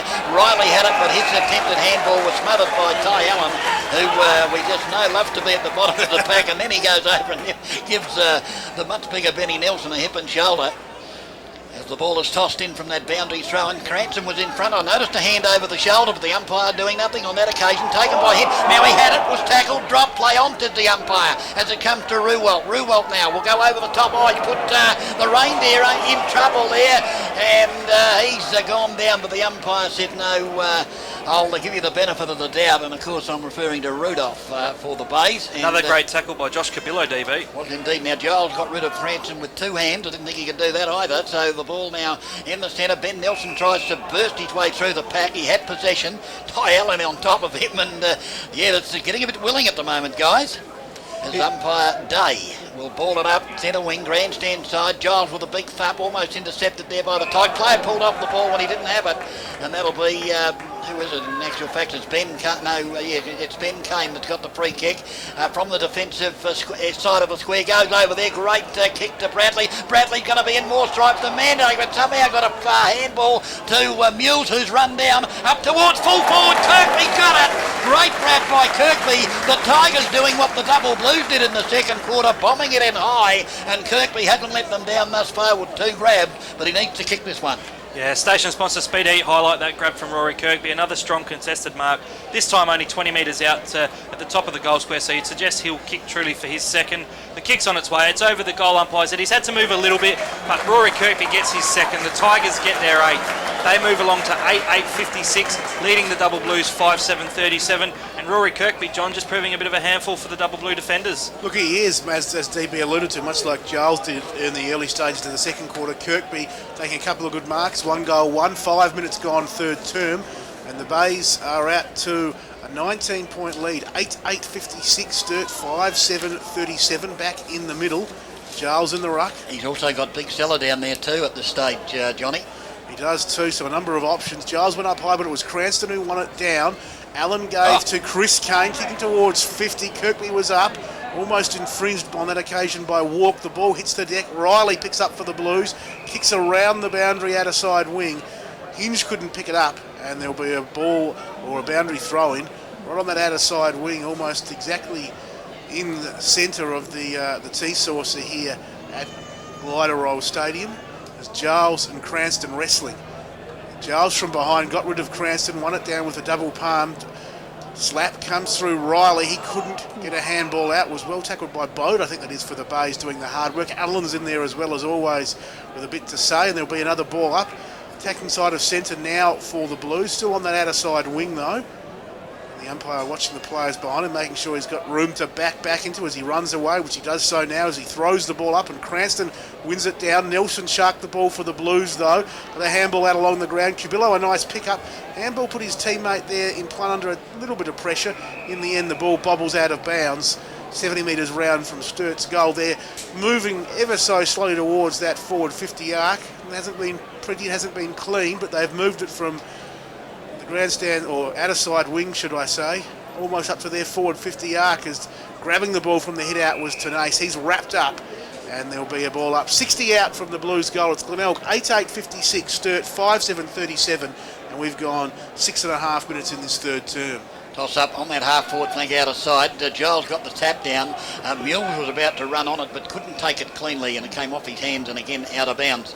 Left half forward flank out of side for the Double Blues. If you've just tuned in, played about 3.5 to 4 minutes in this, the Premiership quarter. The Tigers lead 8-8-56. The Double Blues 5-7-37 as the ball comes spinning back into play again. Giles, he's flicked it out the back. There was a Double Blue player there, but now running on to his Crane. Oh, the tackle from Ty Allen was a gem. The ball spilled loose, allowed Cranston to pick it up. He gave it there too. I think it was Tanase, or it might have been Willoughby. The ball at half forward now, but Dodd picking it up. McClay did it superbly, and the Double Blues out of trouble now with Capillo. Capillo will give it to Plant. Plant on the right boot will put it hit there looking for poor Hinds, but he gave too much elevation on the football and allowed young Bradley to come over the top and punch the ball away over the boundary line for a throw in. It was well done by young Bradley, DB, just in his 7th game. 176 centimetres, giving a bit of height away to John Hinds, who's 188, so well done to the youngster. Ball tapped down, taken by Allen. Allen to Ruwalt. Ruwalt was hung on to. Advantage paid as Rudolph comes through the centre of the ground. He's had 2 bounces. Willoughby comes into Shepherd off Nelson, who was chasing up towards the pocket. An opportunity here. The ball kicked off the ground. It's going to go through. I reckon it's Kirkby that kicked it. Rory Kirkby just showing that he can not only do it in the air, Johnny and Phil, but also on the ground as well. And a goal to the Tigers. They go along to 9 goals 8. That is 62. They lead the Double Blues 5-7-37. Yeah, Rory Kirkby gets his 3rd, guys, 2nd for the quarter. John Nankiville, just a great effort by him at ground level. Showed earlier that he can take the contested marks, but just quality crumbing skills from Kirkby, and he dribbles one through for his 3rd. Game high 25-point lead for the Tigers. We've gone nearly 8 minutes in this 3rd term. As up high was Seller, won it down in the ruck, coming through. Crane couldn't pick it up. His teammate Gum could though. Gave to Hinge. Handballs towards Big Bowen. Made it hard for the big man. In the end, it's the Bays who'll come up with the football. It's Pinozzo who got it from Allen on the outer side wing. A long, strong 50-metre kick, and Kirkby takes the mark. And then he got 40 out, straight in front, and 25 metres. Well, that'll make a certainty of it. He was 40 out when he took the mark, and he's going to go all the way to the goal line. So it must be a 50-metre penalty, in fact. And Kirkby wastes no time, bangs through his 4th goal, 3 of which have come in this 3rd term. And all of a sudden, Phil Aspinall, the Bays lead by 31 points. Yeah, it's surprising that the contest has been blown out somewhat by some undiscipline at times, but some great football by Rory Kirkby. I mentioned earlier he's the leading goal kicker for the Tigers. He's just such a dangerous forward, DB. When he's on song, he can take strong contested marks, he can kick the ball off the ground, he can dribble goals through. Rory Kirkby, real trouble now for Luke Norman and his direct opponent. Needs to do something about it. I think McClay's on at the moment, but the Tigers running away. Yeah, I don't think McClay was on him with that particular contest there. There might have been Walk that came over the top and really hit him hard after he showed that he'd marked the ball, and the umpire said, no, I'm not having anything to do with this. This is a 50-metre penalty. It was a costly mistake by the Double Blues, but in saying that, they've got a free kick. Will the ball be turned over? They're getting stuck into Matty Bode, but no, the umpire day again says not today. I'll leave it as is, and the Double Blues go forward from Gum up towards the half-forward flank. That's a great grab there by Plant, who's wearing a different number. And there's the ball going up towards the lead of Giles. He's got it again. Or is it Bowen? I think it's Bowen this time, is it? Big Bowen's been shifted up to full forward. Gee whiz, he's got a few tricks up the sleeve, and another penalty, another 25 metre penalty, this time against the Tigers. Not sure what that one was for. There didn't seem to be much in it, but Bowen would not miss from here, boys. Yeah, well, the Double Blues are remonstrating with big James Seller. So Bowen from the goal square gets one back for the Double Blues. He kicks his 1st for the day. Sturt get their 6th. They move along to 6-7-43, trailing the Tigers 10-8-68 on the station-sponsored Williams Brothers Welding scoreboard. And thanks to station sponsor Grand Central, we've just ticked on to the 10-minute mark. Sturt get a much-needed goal back there, John Nankiville. I beg your pardon, they do. And it's just the ill discipline here. I mean, that was a 40-metre shot from, it would have been 40 metres out for Kirkby, taken to the goal line. 20 metres out for Bowen, and he's taken to the goal line as well. And just the ill discipline costing both sides on that occasion. Back to a 25-point margin, as you said. I had to get a new ball after Bowen lobbed that somewhere in the primary school. And we're back in the middle. Seller in the ruck for the Bays against his opponent Bowen, who the two involved in that last contest, which resulted in the goal to the Blues. And here goes Big Bowen, away with the football, handballs to Nelson. He's tackled, got it out in the end just to Evans, who puts Sturt inside 50. Free kick to Chambers. Chambers will get a free kick being hung on to by Mills. He's worn him very tightly today, and he's infringed on this occasion underneath the scoreboard. Well, this will be a goal. Put it down, boys. 30 out, almost straight in front, is where Chambers will kick from. And all of a sudden, after they got out to a 5-goal lead, if Chambers is successful for Aspinall, the Blues back to that 19-point margin. Yeah, well, Dennis Brown's already jotted down the goal for Chambers, so I'd suggest he's going to kick it, but a much-needed goal for Sturt. They did get that last one through Bowen. If they can get 2 in a row. In the meantime, Chambers is lining up from about 25 out. It's on a slide angle. Kicks on its way. It's through for his first of the day. Sturt get their 7th. They move along to 7-7-49. Now trailing the Tigers 10-8-68. 2 on the trot to the Double Blues, DB. They're back in the contest. They are indeed, and look, I reckon the free kick was definitely there. In fact, probably earlier in the game, Chambers was being hung onto a couple of times. The umpire missed those, but that's probably squares the ledger up, I reckon, boys. Does indeed. The Chambo Choir in full voice for the first time this afternoon. So the Double Blues bouncing back. Good contest here this afternoon, but the Bay still hold a 19-point advantage. As the ball back in the centre. About to be sent skyward again, and we've played just about 12 minutes of this, the Premiership quarter. And plenty of time left in the third quarter as the umpire bounces a footy. Up they go, not the best bounce. In fact, it bounced and came down onto the ground without either ruckman touching it, and the umpire didn't recall it. So there'll be another ball up, probably because it didn't favour anyone, I suppose. They can have another bounce.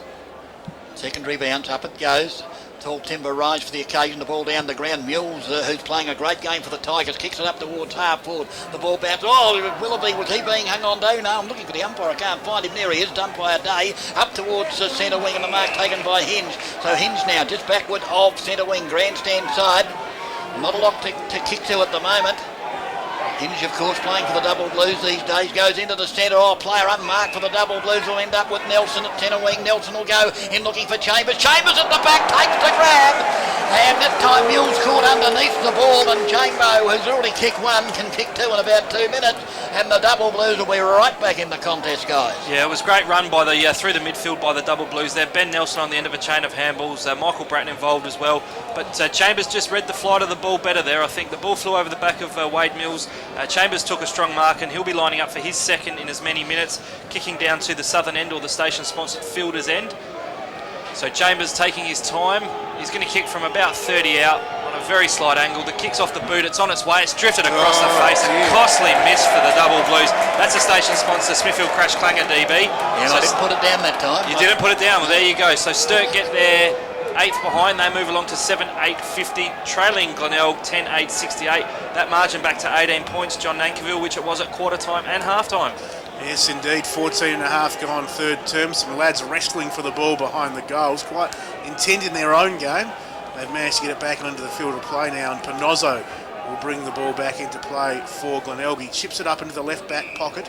Yeah, he was. Southern end of the ground. Mills has taken the mark for the Bays. Unsure what to do, not a lot on offer. It looks like he's going to kick long down towards this members side wing. He does. The ball lob at left half back. Cranston up high, couldn't complete the mark. The unlikely crummer, the unlikely rover, front and centre was Kirk. He's set upon by a couple of Blues players, and there'll be a ball up. But right half forward for Sturt, as Phil Aspinall told you, they're 7-8-50.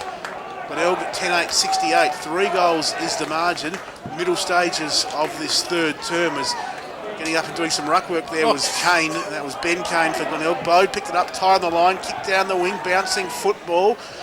Well, Fiddick went up high, couldn't quite grab it. Allen could for the Bays, nearly taken high, got a handball out to Grimer, who handballs back towards the run of Allen. Fiddick knocks him off the ball, comes towards Tenace, who handballs to Allen, who just keeps running. He's run to 50 now for Glenelg, tight on the line, back to Tenace, 55 from goal, left half forward flank, puts it up the top of the goals. Kirkby flew high, couldn't complete the mark. Ball at ground level, Sturt appear to have the numbers. Riley had it. Scott Collins applies the pressure on him in his first game, and there'll be a ball up 30 metres out from the Glenelg goal. We've played 15 and a half minutes in this third term. It's the Bays by 18 points. Yeah, some head-high tackles gone unnoticed by the umpires. The ball's in the left full forward pocket. That's for both sides, I might add too. Ball in that left full forward pocket now for the Tigers. They lead by 3 straight kicks 18 points, umpire Day throws it up in the air. Grimer got the tap down. Ball drifting to the pocket, picked up by Ruwalt. That would have been the goal of the year if he'd have kicked that. It's still in play, in actual fact. Went straight up in the air and finally forced over for another boundary throw in that same spot, of course. Left full forward pocket. The boundary umpire to toss it back in. It'll be Grimer and Bowen to do battle. Grimer front position, Bowen at the back, taps it down. Grimer actually intercepted. The kick will go to the right-hand side. Gee, he did that well, did Big Toddy Grimer.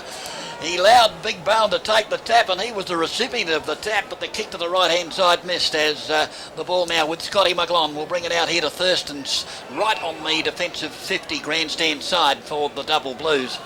That'll be Thurston now with the football. Not a lot to kick to. So, in fact, I lie because Evans, I didn't see, was hiding behind the blue Mount Franklin water bottle. And, of course, being blue himself, I didn't see him. But there he was, and the ball went straight down his throat. So it'll be Evans racing away off the left boot and giving ground going all the way back to where the ball came from in the first place. And the Double Blues through Riley will bring it to the defensive 50 on the outer side. Really messing around with the ball. It was McClay, and then into the other side of the ground, and pushing the back after the Double Blue player got rid of it. It's going to be close to the boundary line again, and stepped in play, is it? No, finally rolls out between the centre wing and half forward outer side, this time for the Double Blues. That player that got pushed in the back after disposing was Matthew Jench, boys, and John, he hasn't really had much of an influence today. We know, of course, last week against Nord, he kicked 2 sensational running goals, but we haven't called his name too much today.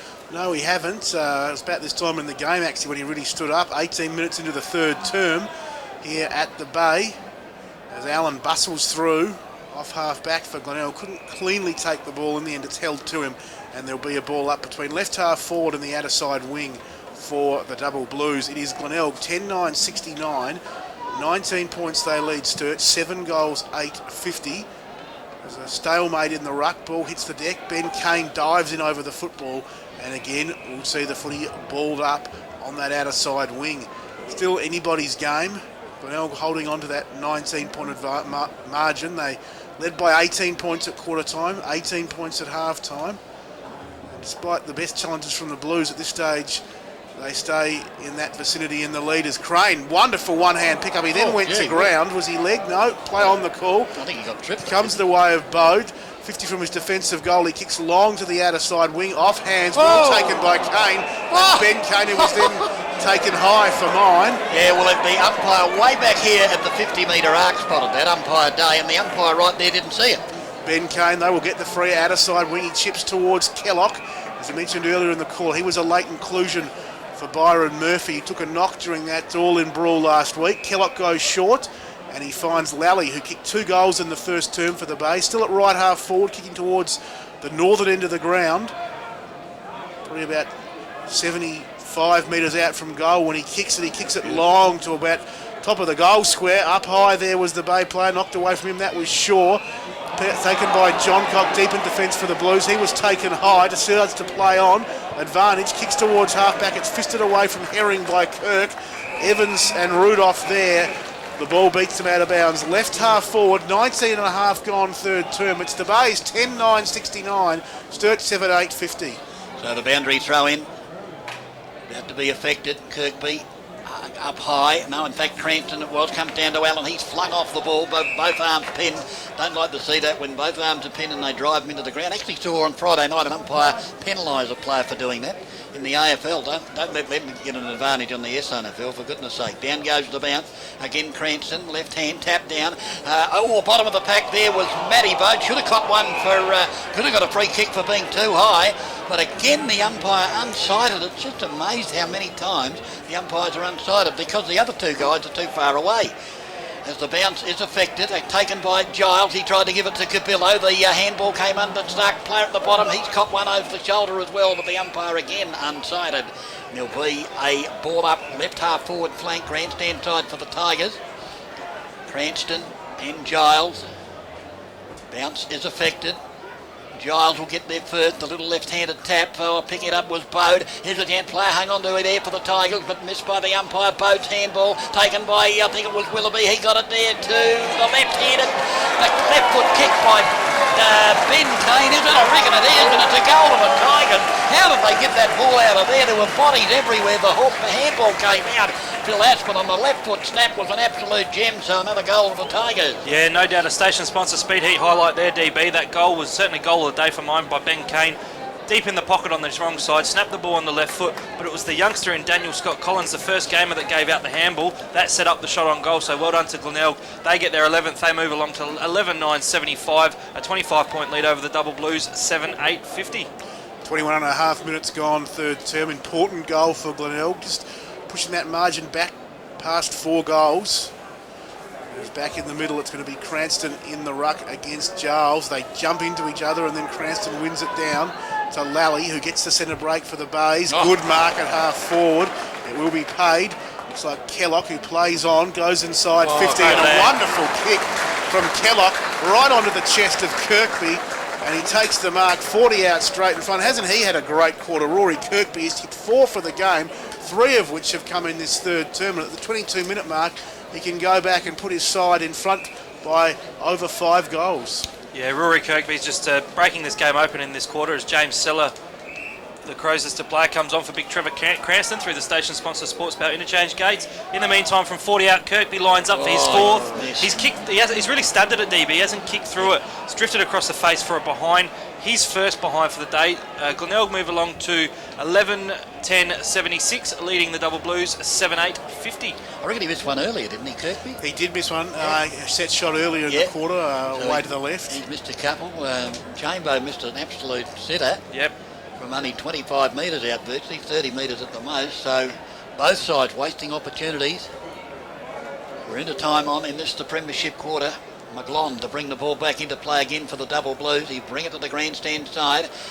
And he's got Thurston's loose in that defensive 50, who takes the mark and kicks up towards centre wing. Up they fly off the back of the pack. Chance there, beautifully done by Big Giles. The agility for a big man was great. He got it to Crane. Crane to Evans. Evans has now got it to the player in Herring. And in fact it was Gents. Gents now up to McClay. McClay can have a bounce. He'll probably go by hand inboard. Taken here by the player in Plant. Plant kicks it to the hot spot. The big man will fly. Big player there, or big fly there from a Double Blue player. He hit the deck. The handball has put a Tiger player under enormous pressure. That player in actual fact was Rudolph, and he's going to cop a free kick for too high. I didn't actually see that, so did you boys see that? It was obviously there because the umpires paid it. It was there, yeah. So it'll be Rudolph coming to the grandstand side. Kirkby and Bode sort of, Chris Kane collided. Luckily for them, the ball hit the deck and has rolled out of bounds. So outside the 50 grandstand side, a boundary throw in, half forward flank for the Double Blues. Boundary umpire to throw it in. Back it comes. Front Seller tapped it down. Trying to get there is Ty Allen. You reckon he's playing a game and a half. Ty Allen. The ball now with Bowen. He tried to tap it away as well. And Tiger player's got his head down over the ball, and the umpire has no option but to move in and ball it up about 60 metres away from the Double Blue goal. Half forward flank, grandstand side. Bowen front position. Seller from behind. The tap down. Mules was in the way. There's Ty Allen again. Somehow got a handball to Seller. Seller tries to get the handball out. He's done it superbly. Gave it there over the top. Mules was in there. Desperate stuff. The player there was Rudolph that came through for the Tigers. And again, a boundary throw in about 55 metres around from the Double Blue goal. Half forward flank, grandstand side. 25 gone in this third term. Ball back into play right in the forward 50 arc for the Double Blues. Was one down by Seller. Ball comes the way of Rudolph to sort of kick, hoping to find touch, which he managed to do, out of bounds. Well, almost tapped it out of mid-air onto his boot there on that occasion, Rudolph. He looked deliberate to me, to be honest with you. The ball will come back in now. 45 out from the Blues goal. Glenelg leading this contest by 26 points, 25 and a half gone third term. Diving in over the football there was Big Seller. You're going to ping a hole. The Sturt players, one holding the ball, they're going to get it. Seller at the bottom of the pack doesn't really want to get up. Yeah, he's going to have to get up though and throw the ball to Evans. Fair. We've had 3 or 4 of them today, and they balled them up. Yeah, they have ballsed them up. I was right the first time. So Craig Evans, guys, they're getting the resulting free kick for holding the ball against Seller.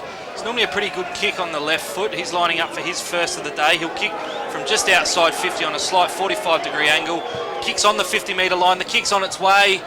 It's drifting across the face. It's just gone through for a behind. Divine intervention once again, DB. Sturt 7-9-51. trailing the Tigers by 25 points, 11-10-76 on the station-sponsored Williams Brothers Welding scoreboard. Very hard to get rid of a ball when there's 4 or 5 bodies and lying on top of you, I can tell you, and then 3 or 4 on top of them again as Panozzo kicks the ball to the outer side. Players will set themselves up in front. Is that a mark to Seller? No, off hands and taken momentarily there by the Tigers, and that was the young fellow in Kellogg. But the ball to ground, and there'll be a ball up left half forward flank outer side for the Double Blues. They're making a real serious challenge. I wouldn't think there'd be much more time left in this quarter. Up they go. The tap down is good. The Double Blues a chance here if they can extract the ball from the pack. They can't. In fact, the Tigers somehow got a kick that ended up at centre wing. Through came Chris Kane. The ball now with Rudolph, who streamed through, kept the ball in play. No, he ran out of bounds, did the umpire, and there'll be a boundary throw in centre wing outer side. DB, Sammy Rudolph's been great today, providing plenty of run and drive off the half-back lines for the Tigers. No doubt Glenelg will be pleased to have him back after he took a year off to travel overseas to Africa. 27 and a half gone, third term, 25 points the Bays lead by. It's Riley for Sturt getting a handball to Gum on the outer side wing. He kicks to 60 from goal for the Blues.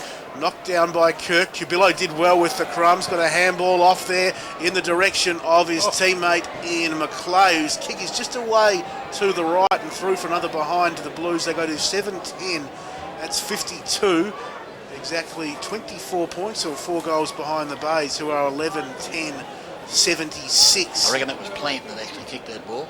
Yeah, you're right. Plant it was. Bringing the footy back into play is Panozzo. Long kick off hands came the way of Allen. Little give in the Ruwalt direction back to Allen. He's still at half back.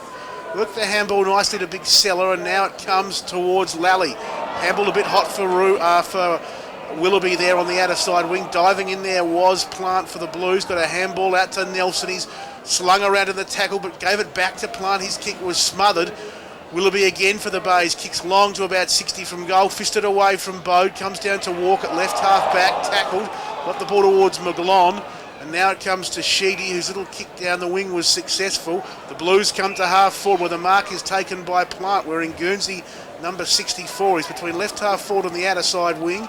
28 and a half gone, third term. What can the Blues mount? Nelson in the middle of the ground. Got it from Plant, and his kick's a beauty. It's marked 45 out straight in front by Cubillo. His side trailing by 24 points. And he'll line up in the shadows of this third term to put the margin back to 18, which ironically is what it was at quarter and half time. Lux of Fortune, he was looking for Big Chambo. He was. And Cubillo turned around, and all of a sudden the ball was in his hand. So in the meantime, Josh Cubillo, 69 games of SANFL League footy, of course, boys, crossed over from the North Adelaide side as the three-quarter time siren sounds. So Cubillo will kick from just on 50 after the siren. The kick's on its way. He's got under it a little bit, but is it going to make the line? It's a goal. Reached over the line. Well done by Josh Cubillo there. So Sturt get their 8th. They move on to 8-10-58. The Glenelg side 11-10-76. So funny enough, guys, 18 points the margin again. It is indeed. At every change, that's been the margin, as we say. A couple of times there in the second and the third quarters, Glenelg just inching it out, but Sturt pulling them back in. But have they 11,000 we got here in 2008, but still, I would say a very pleasing crowd for those at the Glenelg Football Club. Yeah, look, I think there'd be at least 5,500, maybe 6,000 people here. It's turned out to be a perfect day weather-wise. We haven't had some great weather over the weekend, of course, with a fair bit of rain yesterday throughout Adelaide. But yeah, sun's shining, a little bit of cloud cover out, which just stops that sun coming through too harshly. But great atmosphere. It's just great to see the SANFL footy alive and well, DB. You've been calling footy for over 40 years, and it's just great to have the competition so strong with the advent of obviously 2 Adelaide-based AFL sides. Credit to everybody involved, Phil. Just a fantastic competition at the minute. And as you said earlier, mate, you just can't do a game if you're not switched on. Yeah. Even a side like South can roll you. And, exactly. And when you've got a competition like that that's very, very vibrant, I think it's fantastic. And as I said, won't be long before the attention will swing to the SANFL with both the Crows and Power are really struggling. I'd say it'd be a pretty safe bet if you said neither of them would make the final 8 over there at this stage. They certainly need a huge turnaround. So let's have a look what's happening. If there's any moves being made by the respective coaches, you boys look at that while I watch the umpire get this game underway in the final term. Doesn't look like at this stage Chambers at full forward, and Giles in the ruck, DB. Yeah, Giles up against Cranston to start the final term. Down goes the bounce. The Bays by 18 points. Off hands, the Bays go forward. Up towards half forward already. Out came Grimer, put his head down where you wouldn't drive a truck. Player at the bottom of the pack there for the Tigers. He grabbed high. Better get rid of it. The umpire says, I'll give you the benefit of the doubt. He was sort of half trying to handball it, wasn't he? And that was, don't tell me that's Cranston. Yeah. Holy mackerel, he just took the centre bounce and there, and next thing you know, he's at the bottom of the pack. Unbelievable stuff. Down goes the bound. This time the tap by Giles is to advantage. You would think the two double blues there. One of those is Bratton. The handball to Bratton might come unstuck because Cranston's followed up, but the umpire has blown the whistle. It's coming back for a free kick to Bratton in the back, DB. Coming back to Bratton. I must admit I was watching the football, so a free kick to Bratton, halfback grandstand side. For the double blues, he'll go short to Giles. Geez, that was only just 15 metres, I might tell you, but I think Giles has got it. Still at half-back grandstand side as he kicks it now to centre wing, looking for Cabillo, who in fact is John Cock who takes the mark. So John Cock now backward of centre wing. The double blues really do need the first sausage roll again, the little short pass.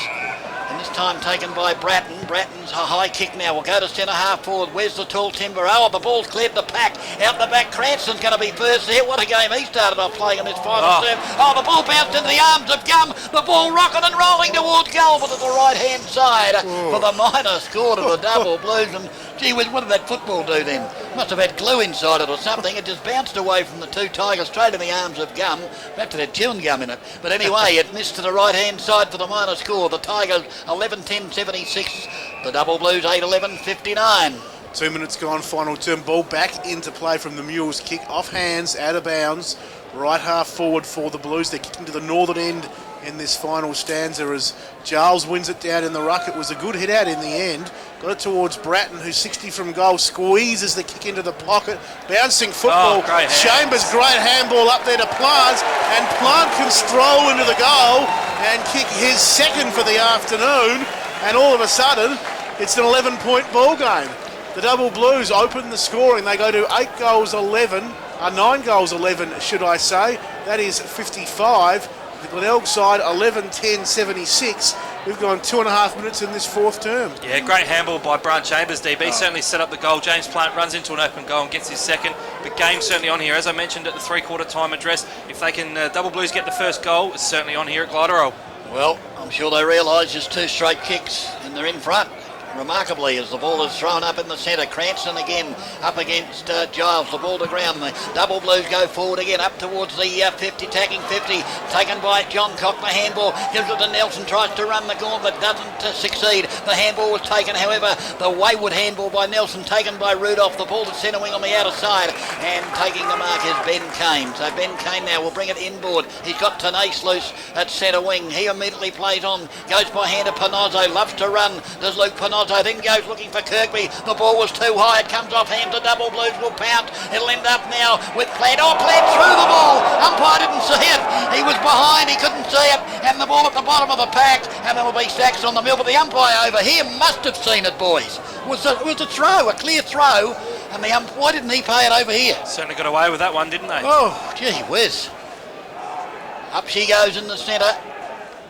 The tap down taken by the double blues. The handball out. There's about two or three of them in there. The ball squeezes out, I should say. The handball comes out. I think that is Ruwalt that kicks the ball up high towards centre half forward. Out comes Kirkby. Will that be a free kick? No. We got one player going one way, the other player going the other way, and consequently both players have sort of felt it a little bit. The umpire takes control on the attacking side of the square for the Tigers. Down it comes through. Come Toddy Grimer. The handball was aimed at Ty Elmer, but it came unstuck. The double blues are away. Hinge burst out of the centre. Comes up towards half forward. Up they fly down the ground. Beautiful reading off the pack by John Cock. He fires it in towards full forward. Chambers is in the van. Can he take the mark? The ball out the back. An attempted kick off the ground here by the double blues. No, it's gone back into a pack. The double blues are tackling fiercely. There's a Tiger player had the ball. I thought for a moment the umpire was going to play holding the sausage. He didn't. There'll be a ball up 10 metres out from the double blue goals, Johnny.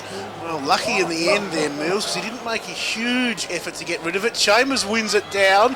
Bouncing there, Cubillo couldn't take it. Ruwalt could. Gives to Kirk. He clears the defence of 50, but Sturt under pressure. Knock it back in. Riley right on the arc of 50. Taken high, was he?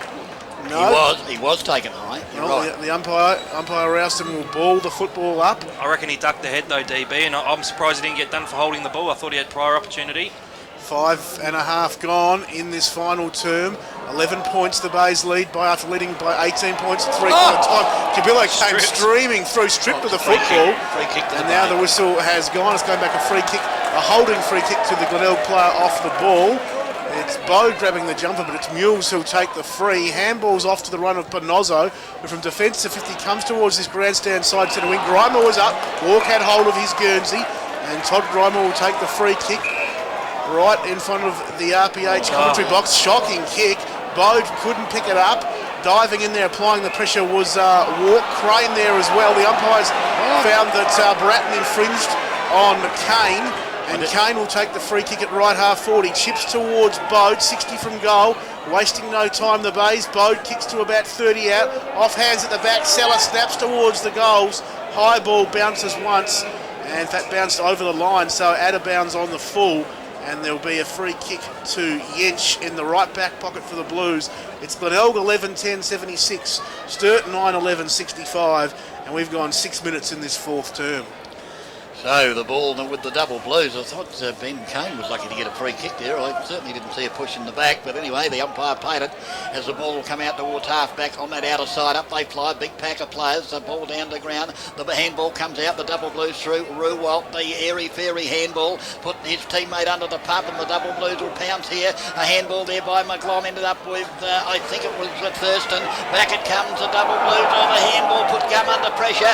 This has allowed the Tigers in. Matty Bode's handball was the beauty, and the Tigers will bring it into the centre. There's two of them, one of those Panozzo running down from half-back, tried to pick it up, but great work there by the double Blues. I think that was Cabillo who got the handball over to teammate who brings it towards centre wing. I think that is it. Bratton that's got the footy, the handball back inboard, comes here to the McGlom's kick, however, beautiful mark taken there by Mules. Mules will kick it into Bode, just backward of centre. Grandstand time, the 25-metre penalty against John Cock for going over the mark. So Matty Bode now with the football to pump the Tigers into attack. There's the kick, the lead is on from Grimer. That's a magnificent kick, and the ball hits Grimer on the chest, and Grimer goes back and will kick from around about 48 metres. Yeah, great delivery by Matty Bode, of course, an AFL experienced player, DB. Just delivered it out into the space in front of Grimer, and Grimer, guys, has had a shocking day in terms of disposals. He's lining up for his first, kicking down to the southern end, or the station-sponsored fielder's end. A speed heat highlight was that kick by Matthew Bode. So Grimer in on his way in, kicks from just inside 50. That's another weird floating kick, but it looks as though he's got it through John Nangerville. Grimer kicks his first. The Tigers get their 12th. They move along to 12-10-82. A nice little buffing lead over the double Blues, 9-11-65. That's on the station-sponsored Williams Brothers Welding scoreboard. And thanks to Grand Central, the time clock there, we've gone about 6.5 minutes, John. Grimer, at times he's kicking, he's got a weird action. He doesn't guide the ball down well, but in the end he got the job done there with that goal, his first. Yeah, and what a time to get it too. Just to Sturt were challenging. Steadying goal there from Todd Grimer. And the ball back in the middle as Giles ordering around the on-ballers, telling them where to stand as he goes up in the ruck against Cranston. Wins it down and will get a free kick, in fact hung on to in the contest, Big Giles. And he'll go long and strong inside the 54. The Blues will lob 30 out from goal. Chambers was up high at the back. John Cock bounced off his arm. Lurking there was Plant, picked up by John Cock. Kicks a goal! Oh, wonderful goal, John Cock. He was in that contest. I said at one stage the ball bounced off his arm. He got himself back into the best position. Got the loose ball that Plant chased down and up against the boundary in the right forward pocket. Dribbled it through between the posts and Sturt right back into it. The Bays 12-10-82, Sturt 10-11-71, and we have gone 9 minutes in this final term. Yeah, that goal from John Cock, DB, was a station-sponsored speed heat highlight. That's definitely goal of the day for mine. Just did that little tricky dribble kick where the ball dribbles around. The double Blues back in it. Right, Cranston actually gave it down to Giles. Giles to Crane. Crane with a long bomb inside 50. Chambers got rid of his opponent unfairly, I thought, but the umpire says play it on, and it'll end up with Kirk. And Kirk will kick it to the outer side, but there's no one home for the Tigers. The ball running towards the boundary line. In fact, it took off like a little rat over the boundary line, out of bounds. Lucky risky there, the Tigers, I'd say, guys. Through the station sponsor Sports Power interchange gates, guys, James Plant coming off and Jonathan Giles being thrown down into the forward line, so Luke Norman trying that trick again. He certainly is, and you know the double blues won't lie down as the ball's at centre wing. The handball comes back inboard. Here's a chance for Cranston, who just contested that ruck a moment ago, and it's the mark inside 50. He's backed up the youngster in Scott Collins and taken the mark. He only came onto the ground not so long ago. And what about Cranston's effort, boys? He contested the boundary throw, and the next thing he's streaming out of centre, or out of centre wing, and he's put it down the throat of young Scott Collins. And what an important kick it is for this young man. Yeah, definitely the work ethic of Big Cranston, certainly giving his teammate in Scott Collins a chance to kick his first goal in league football. He's only had a couple of possessions today, but the 19-year-old in his first senior game for the Tigers comes in. He'll be kicked from about 45 out, straight in front. It's a left foot kick. The kick's on its way. It's drifted across the face. Probably a bit nervous there with his first shot on goal. So Glenelg get their 11th point. They move along to 12-11-83. Leading Sturt 10-11-71. You tried to steer it, I think, Johnny.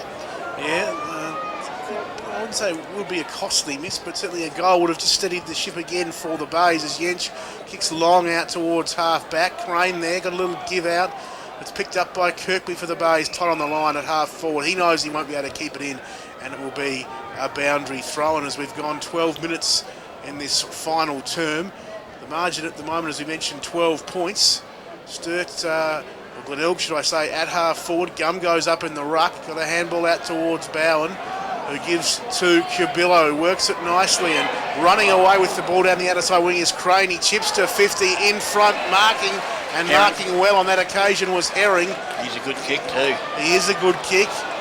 What's he got on offer? He's going to go short. He's got Bratton right on 50s. Hasn't really improved much there. Similar distance, perhaps even a lesser angle. Well, the kick from Bratton is ordinary. It's landed right in the arms of Panozzo, who filled the hole where John Cock was leading to. Panozzo chips to Grimer, should I say, at defensive 50, who comes out towards half-back where Shaw on the outer side of the ground will take the mark and go for a run for the Bays. Has a bounce, kicks long towards half-forward. In front there, Thurston spoiling Kirkby at the last minute, infringing according to the umpire, and Kirkby will take the free. He's kicked 4 goals, 2 today by my reckoning, and he's got this one right on the forward 50 arc. 13 gone final term. Rory Kirkby with the football for the Bays. They lead by 12 points. He's going to go short, and he found someone in Willoughby. That's a good grab. 45 out, tucked around in the left forward pocket. Just in front of the scoreboard there, left forward pocket, the southern end of the ground. Josh Willoughby playing game number 50, collided with his teammate Shaw midway through the second term, came off for a few minutes. A bit the worse for wear, but he's been a reasonably important contributor today for Glenelg, and he's got a very important kick now. 45 out, tucked around in the left forward pocket. The kick from Willoughby is a beauty. He is a good shot for goal, Josh Willoughby, and on that occasion he made no mistake, an important one. Glenelg get their 13th. They go to 13-11. That's 89. They lead Sturt 10-11-71. We have gone 14 minutes in this fourth term, and once again, 18 points to margin. Exactly right, and I couldn't believe Herring there, boys, when he had the ball just outside 50, passing off to Bratton, who was the same distance out. Yeah. I would have thought Herring was a better kick, and Bratton knew it because he tried to pass it off. And then in the end, his kick was a station sponsor Smithfield Crash Clanger because he kicked it straight to the opposition.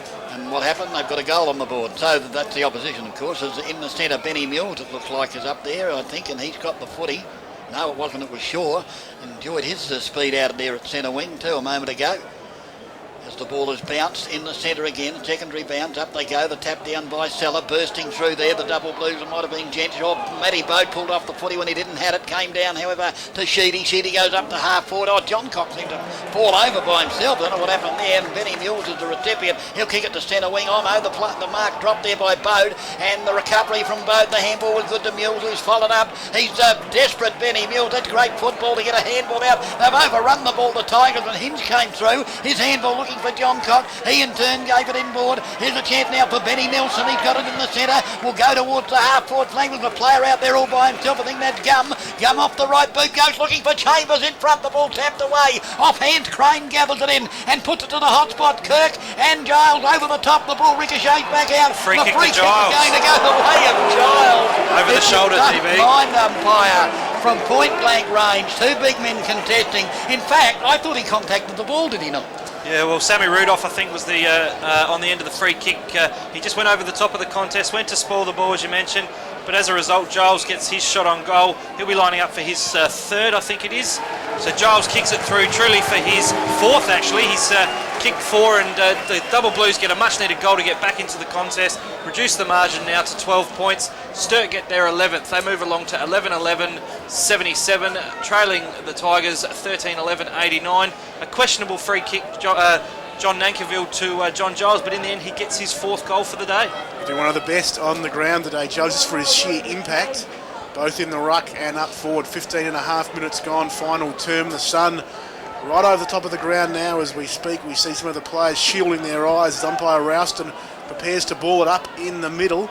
It's back to a 12-point margin, and it's going to be Bowen up high. Seller beat him, that it went straight to Hinge, who kicks the Sturt towards their forward 50 arc. In the front position, Rudolph dropped the mark, and in the end taken high in the contest, and he will go back and from defence 50 and take a kick. Out here towards half-back right grandstand sign. Seller backing back. Well done, Riley. Spoiled him fairly. But Seller, good second effort. Beat a couple of Blues players. Picks up the big man. Has a bounce. Goes for a run. Tight on the boundary line. Grandstand side. Kicks to half forward. Touch on it from Kirkby. Came off hands towards Bratton. Got a handball outfit. It couldn't handle it. Bratton dives in again. 55 out from goal. Umpire Rouston says we'll ball it up. 55 out from goal. 16 and a half gone. 4th term. And it's to the Bays, 13-11-89. Sturt, 11-11-77. It's Tenace watching proceedings, hands on his knees, coming through strongly there was Willoughby for the Blues. Too high was the cry. Nothing doing from the umpire. It's Kellogg, in fact, that gets off the bottom of that pack. And we see the ball up again, 55 out from the Bays. Goal comes to Nelson from the head out, who gave to Riley. To Hinge, tackled well by Chris Kane, but got a handball out to Gum, who goes backwards, putting Fiddick under pressure. He did well, the young man, to walk. And now Gum again, and he kicks them towards half forward. In front position there, Plant infringed. Mule's not happy, but Plant will take the free kick at centre half forward for the Blues. He wastes no time, he goes inside 50. Chambers there, knocked away from him by Mills. Chambers grabs the crumbs, Mills tackles him to the line. And in the end, Shaw, the young Bay player, just his second game of football, sees it out of bounds, right forward pocket for Sturt. They trail by 12 points. And we have played 17 minutes in this final term. So the boundary throw in, right for forward pocket for the Double Blues. Up they go, the ball at the back. Seller was there. The ball comes down to the base. Kirk, who kicks it up towards centre wing on the outer side. The ball thumped back towards half forward. The Double Blues will drive it in again. A high ball coming towards centre half forward. The tall timber are there. Up they play. Who's got it? The umpire's paid it to the Bayway. Gee whiz, it could have been on either way. Herring claimed he had it. And so did Ben Kane. Ben Kane. Could have gone either way. The umpires paid the Bays, and the ball come out here towards half-back. Picked up by Bradley. Bradley for the Tigers. Goes up towards half-forward to good kick, and Todd Grimer out in front of his opponent. Given a lot of space there. Grimer's been kicking the ball like it's a banana today. Shocker. But Kirkby runs on. The recovery was good for the big man. Up inside 50, but the ball bounced in front of his intended target. McGlom, head down, bum up, goes in against the ball. Through came Thurston, went without the footy, and there'll be a ball up just outside the 50. Half forward playing grandstand side for the Tigers. Time ticking away. Into time on almost as the umpire's going to bounce it. 19 minutes, DB. 19 minutes gone as the ball is tapped down. A player hung onto there for the Double Blues. That was Hinge, certainly didn't have the footy. And he'll get the free kick in the defensive 50 grandstand side. So Johnny Hinge will kick the ball along centre wing. Players will set themselves. Mules up high. Start coming through, and the tackle was good, I thought, by the Tigers, but the umpire said it was over the shoulder. And this is allowed Bratton to take the free kick. So Bratton now centre wing. The kick up towards half forward, and the kick was a gem, and the mark taken by Gents. Gents will bring it towards the centre half forward. The kick is a beauty. Here's a chance now for the Tigers off the run of the Double Blues, off the boot of Evans, and he's found Chambers, and Chambers will go back and kick for goal from about 47 metres. Chambers has just got the one today. He's been well held by Wade Mills. I guess the best way to describe it is he's been playing him like a glove. So Chambers from about 45 out on a 45-degree angle. We're right behind the kick here. If he kicks this one, the Double Blues are back in it. It's only a 1-goal game. The ball's on its boot, off the boot of Chambers. He's kicked it truly for his second. The Double Blues get their 12th. They move along to 12-11-83, trailing by 1 goal over the Tigers. 13-11-89. Sorry. Game on, guys. Here, time on ticked into on the station-sponsored Grand Central time clock, and John Nankerville, the Double Blues back in the game. They are 20 minutes gone, final term, as you said, and 6 points in it, and they just keep hanging in there. We said, Sturt, they keep fighting. They've trailed by 18 points at every change, and now they trail by 6 as we hit time on of the final term. Cranston in the ruck, up against Giles, been one of the best today for the Blues. Matty Bode just onto the ground, John, for young Daniel Scott Collins, and that's through the station-sponsored Sports Bar interchange gates. You could almost say next goal wins as Ralston. Now the score will be tight. They will, so you couldn't say it. As I said, you could almost say it, but you can't quite say it. As Tenace will break from the middle for the Bays. Bangs it on the left boot and kicks towards half-forward left, outer side, bouncing football. Looks like it will get to the line. Fiddick leading in the race, and in the end he and his opponent there said over the line about 60 metres out from the Bays goal. They lead by 6 points in the game. They've never really been able to fully dominate. And Sturt just keep pulling them back in. 21 minutes gone, fourth term. It's going to be a ruck duel between the Bays Cranston and Sturt's Giles. Comes the way of Gum, toggling the line, and in the end, out of play again. 70 metres now around from Glenelg's goal. The fans there on that outer side wing position in the black and gold scarves. A few Double Blues out there shielding their eyes against the setting sun. We have another boundary throw in. The ruckman charged towards it. Giles wins it down. Cubillo tackled, one arm pin, somehow got it out. Yeah. And the Blues from half-back go towards the wing position. John Cock caught behind, trapped it well. Kicks into the middle of the Glenelg Oval where the Blues have runners. It's Hinge. He measures the kick inside. 50! Herring has taken the mark. He won't pass off this time, guys. He won't. 30 out straight in front as we have played 22 minutes in this final term. And Ryan Herring will line up for the goal, which could tie the scores. Yeah, great effort by John Cock as well over at the half-forward line there on the outer side. Just used his body well, was able to get win the one-on-one ball. As a result, Ryan Herring will line up for his first goal for the Double Blues. He kicks it truly. The scores are tied here at Glider Roll Stadium, guys. Herring gets a goal for Sturt, 13-11-89. Scores all tied, 13-11-89 for the Tigers. We got a game on here now, DB. Yeah, it was. We certainly do, but it was great work by John Cock. But I asked the question: how did he get rid of the ball when one arm was pinned? That was Cubillo originally. I agree, though. He did have one arm pinned and somehow got it out. But it's a fair question to ask. Scores level though, 13-11 apiece, and we've gone just on 23 minutes in this final term. So now you can say next goal wins, DB, I reckon. I reckon next goal, or even the point, could win it. True. Yes, next score wins. Good point, boys. As the umpire's about to ball it up in the centre. We've had 1, 2, 3, 4, 5, 6, 7 goals scored in this final term, so there's plenty of time left. You would think, the ball up towards the 50, the Double Blues have a chance, the ball will come out towards Hinge, he's about to be tackled, was he grabbed high? Most of the umpire probably could have got a free kick. The ball's desperately pushed towards the line by the Tigers for a boundary throw in left half forward flank for the Double Blues. Been a great comeback by the boys from Unley. As I said, a team coached by Stillman Norman will not lie down as the ball comes into play. Cranston goes to ground. The Bays haven't. They lose it. The Double Blues are relentless as they attack the footy. Bratton fell over at a vital stage. He got a hip and shoulder. That probably didn't help him as the ball is at the bottom of the pack. And the umpire will ball it up outside 50. Well, something we haven't been talking about is a draw. We haven't, but it could be. Johnny. As the ball is bounced outside 50, half forward flank, big leap over the top. The Double Blues, will they get there first? Bending out and picking up the footy there. The Tigers had it momentarily, but Sheedy forced over the line. Bradley was the player for the Tigers who had the ball. Now there's a boundary throw in just outside the 50, half forward flank for the Double Blues. We've gone 22 minutes, DB, thanks to station sponsor Grand Central Time Clock. Up she goes. Big fist there, the ball rock and rolls inside the 50 for the Double Blues. Desperate stuff there by the Tigers to dive on the footy, and the umpire has no option but to ball it up again. So it's in that left full forward pocket around about 25-30 metres away from the Double Blue goal. They'll be desperate to get a score on the board here. as the umpire's going to bounce it. Down it goes. Giles and Cranston up over the top. The ball taken by the Tigers. It comes back outside the 50. Oh, player, was he pushed in the back? I think he was for the Tigers. And that'll be Ben Kane, the recipient of the free kick.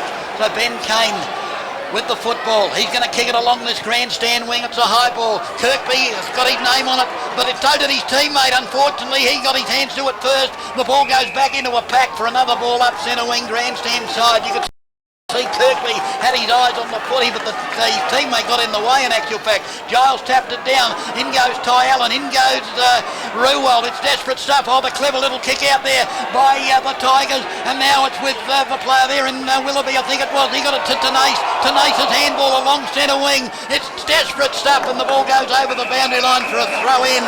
Johnny Nankerville. How can you handle it, son? Well, we certainly can. 25 minutes gone, final term, all tied up. It's the Bays 13-11-89, Sturt 13-11-89, grandstand side, centre wing. Giles works his way into the front of the contest. His teammate Gum got a hand on it. Mules knocks it down towards Tenace. He goes inside 50. Kirkby was up at the front. Shaw got a handball out for the Bays. McGlone there for the Blues at defence of 50, tackled, and he will take the free kick at defensive 50. I thought he slipped over. Scott McGlone not wasting any time. He goes short. The mark taken by McLeod. Play on call by the umpire. He chips out to half back. He's got a player out there who can steady things down there for the Blues in Yench. He kicks towards the outer side wing. One-on-one contest. Pinozzo versus Plant. Tight on the boundary line. Plant wins out. Gets a handball forward. Bradley there for the Bays. Looks to the line and finds it in the end out of bounds between right half forward and the outer side centre wing. We've gone 26 minutes, nearly 26 and a half minutes in this fourth term. The scores are level after the Bays led by 18 points at every change. The ball back into play. Wrestling in the ruck coming through. Crane kicks towards 50. John Cock was there, knocked away from him. Diving on the football was the Sturt player in Plant.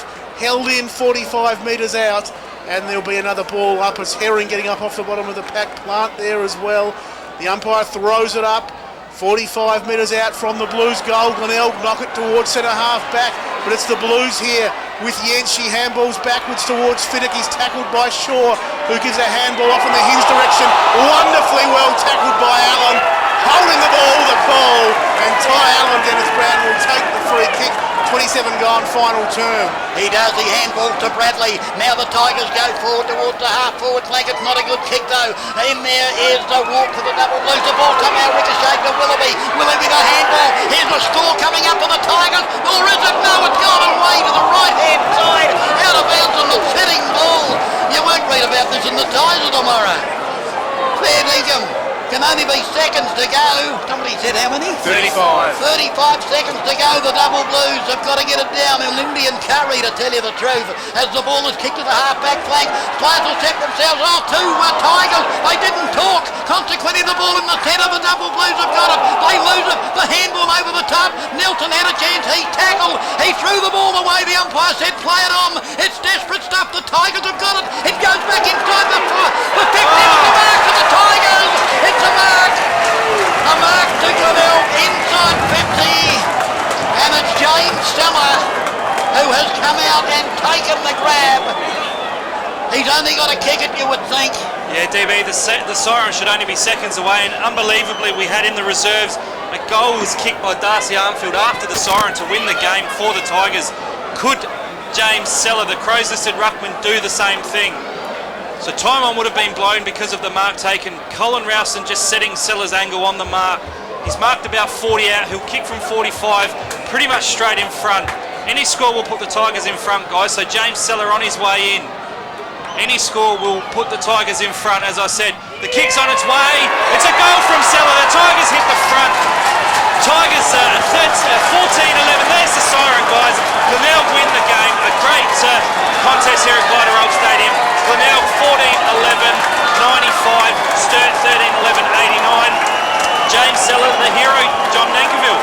Oh, what an amazing finish to an amazing game. I mean, we watched it for 3 quarters. We just felt the Bays had done enough, but Sturt, wonderful performance in that last term. Just kept coming at them and coming at them. They had their chances inside their forward 50. Herring levelling the scores there.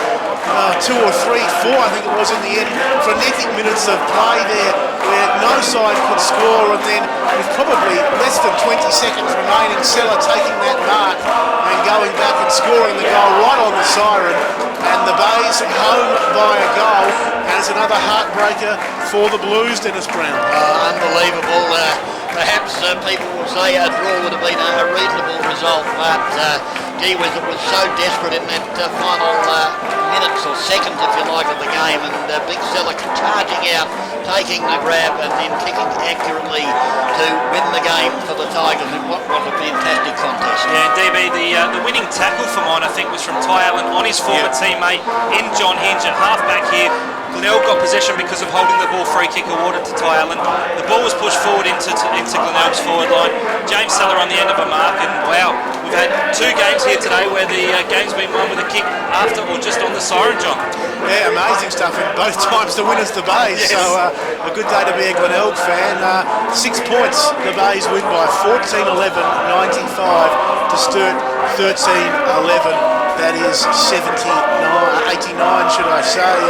A great performance from both teams as we see both sides shaking hands in the middle of the ground now. The Bays getting ready to kick some little footballs into the crowd, but again, I guess Dennis Brown for Sturt,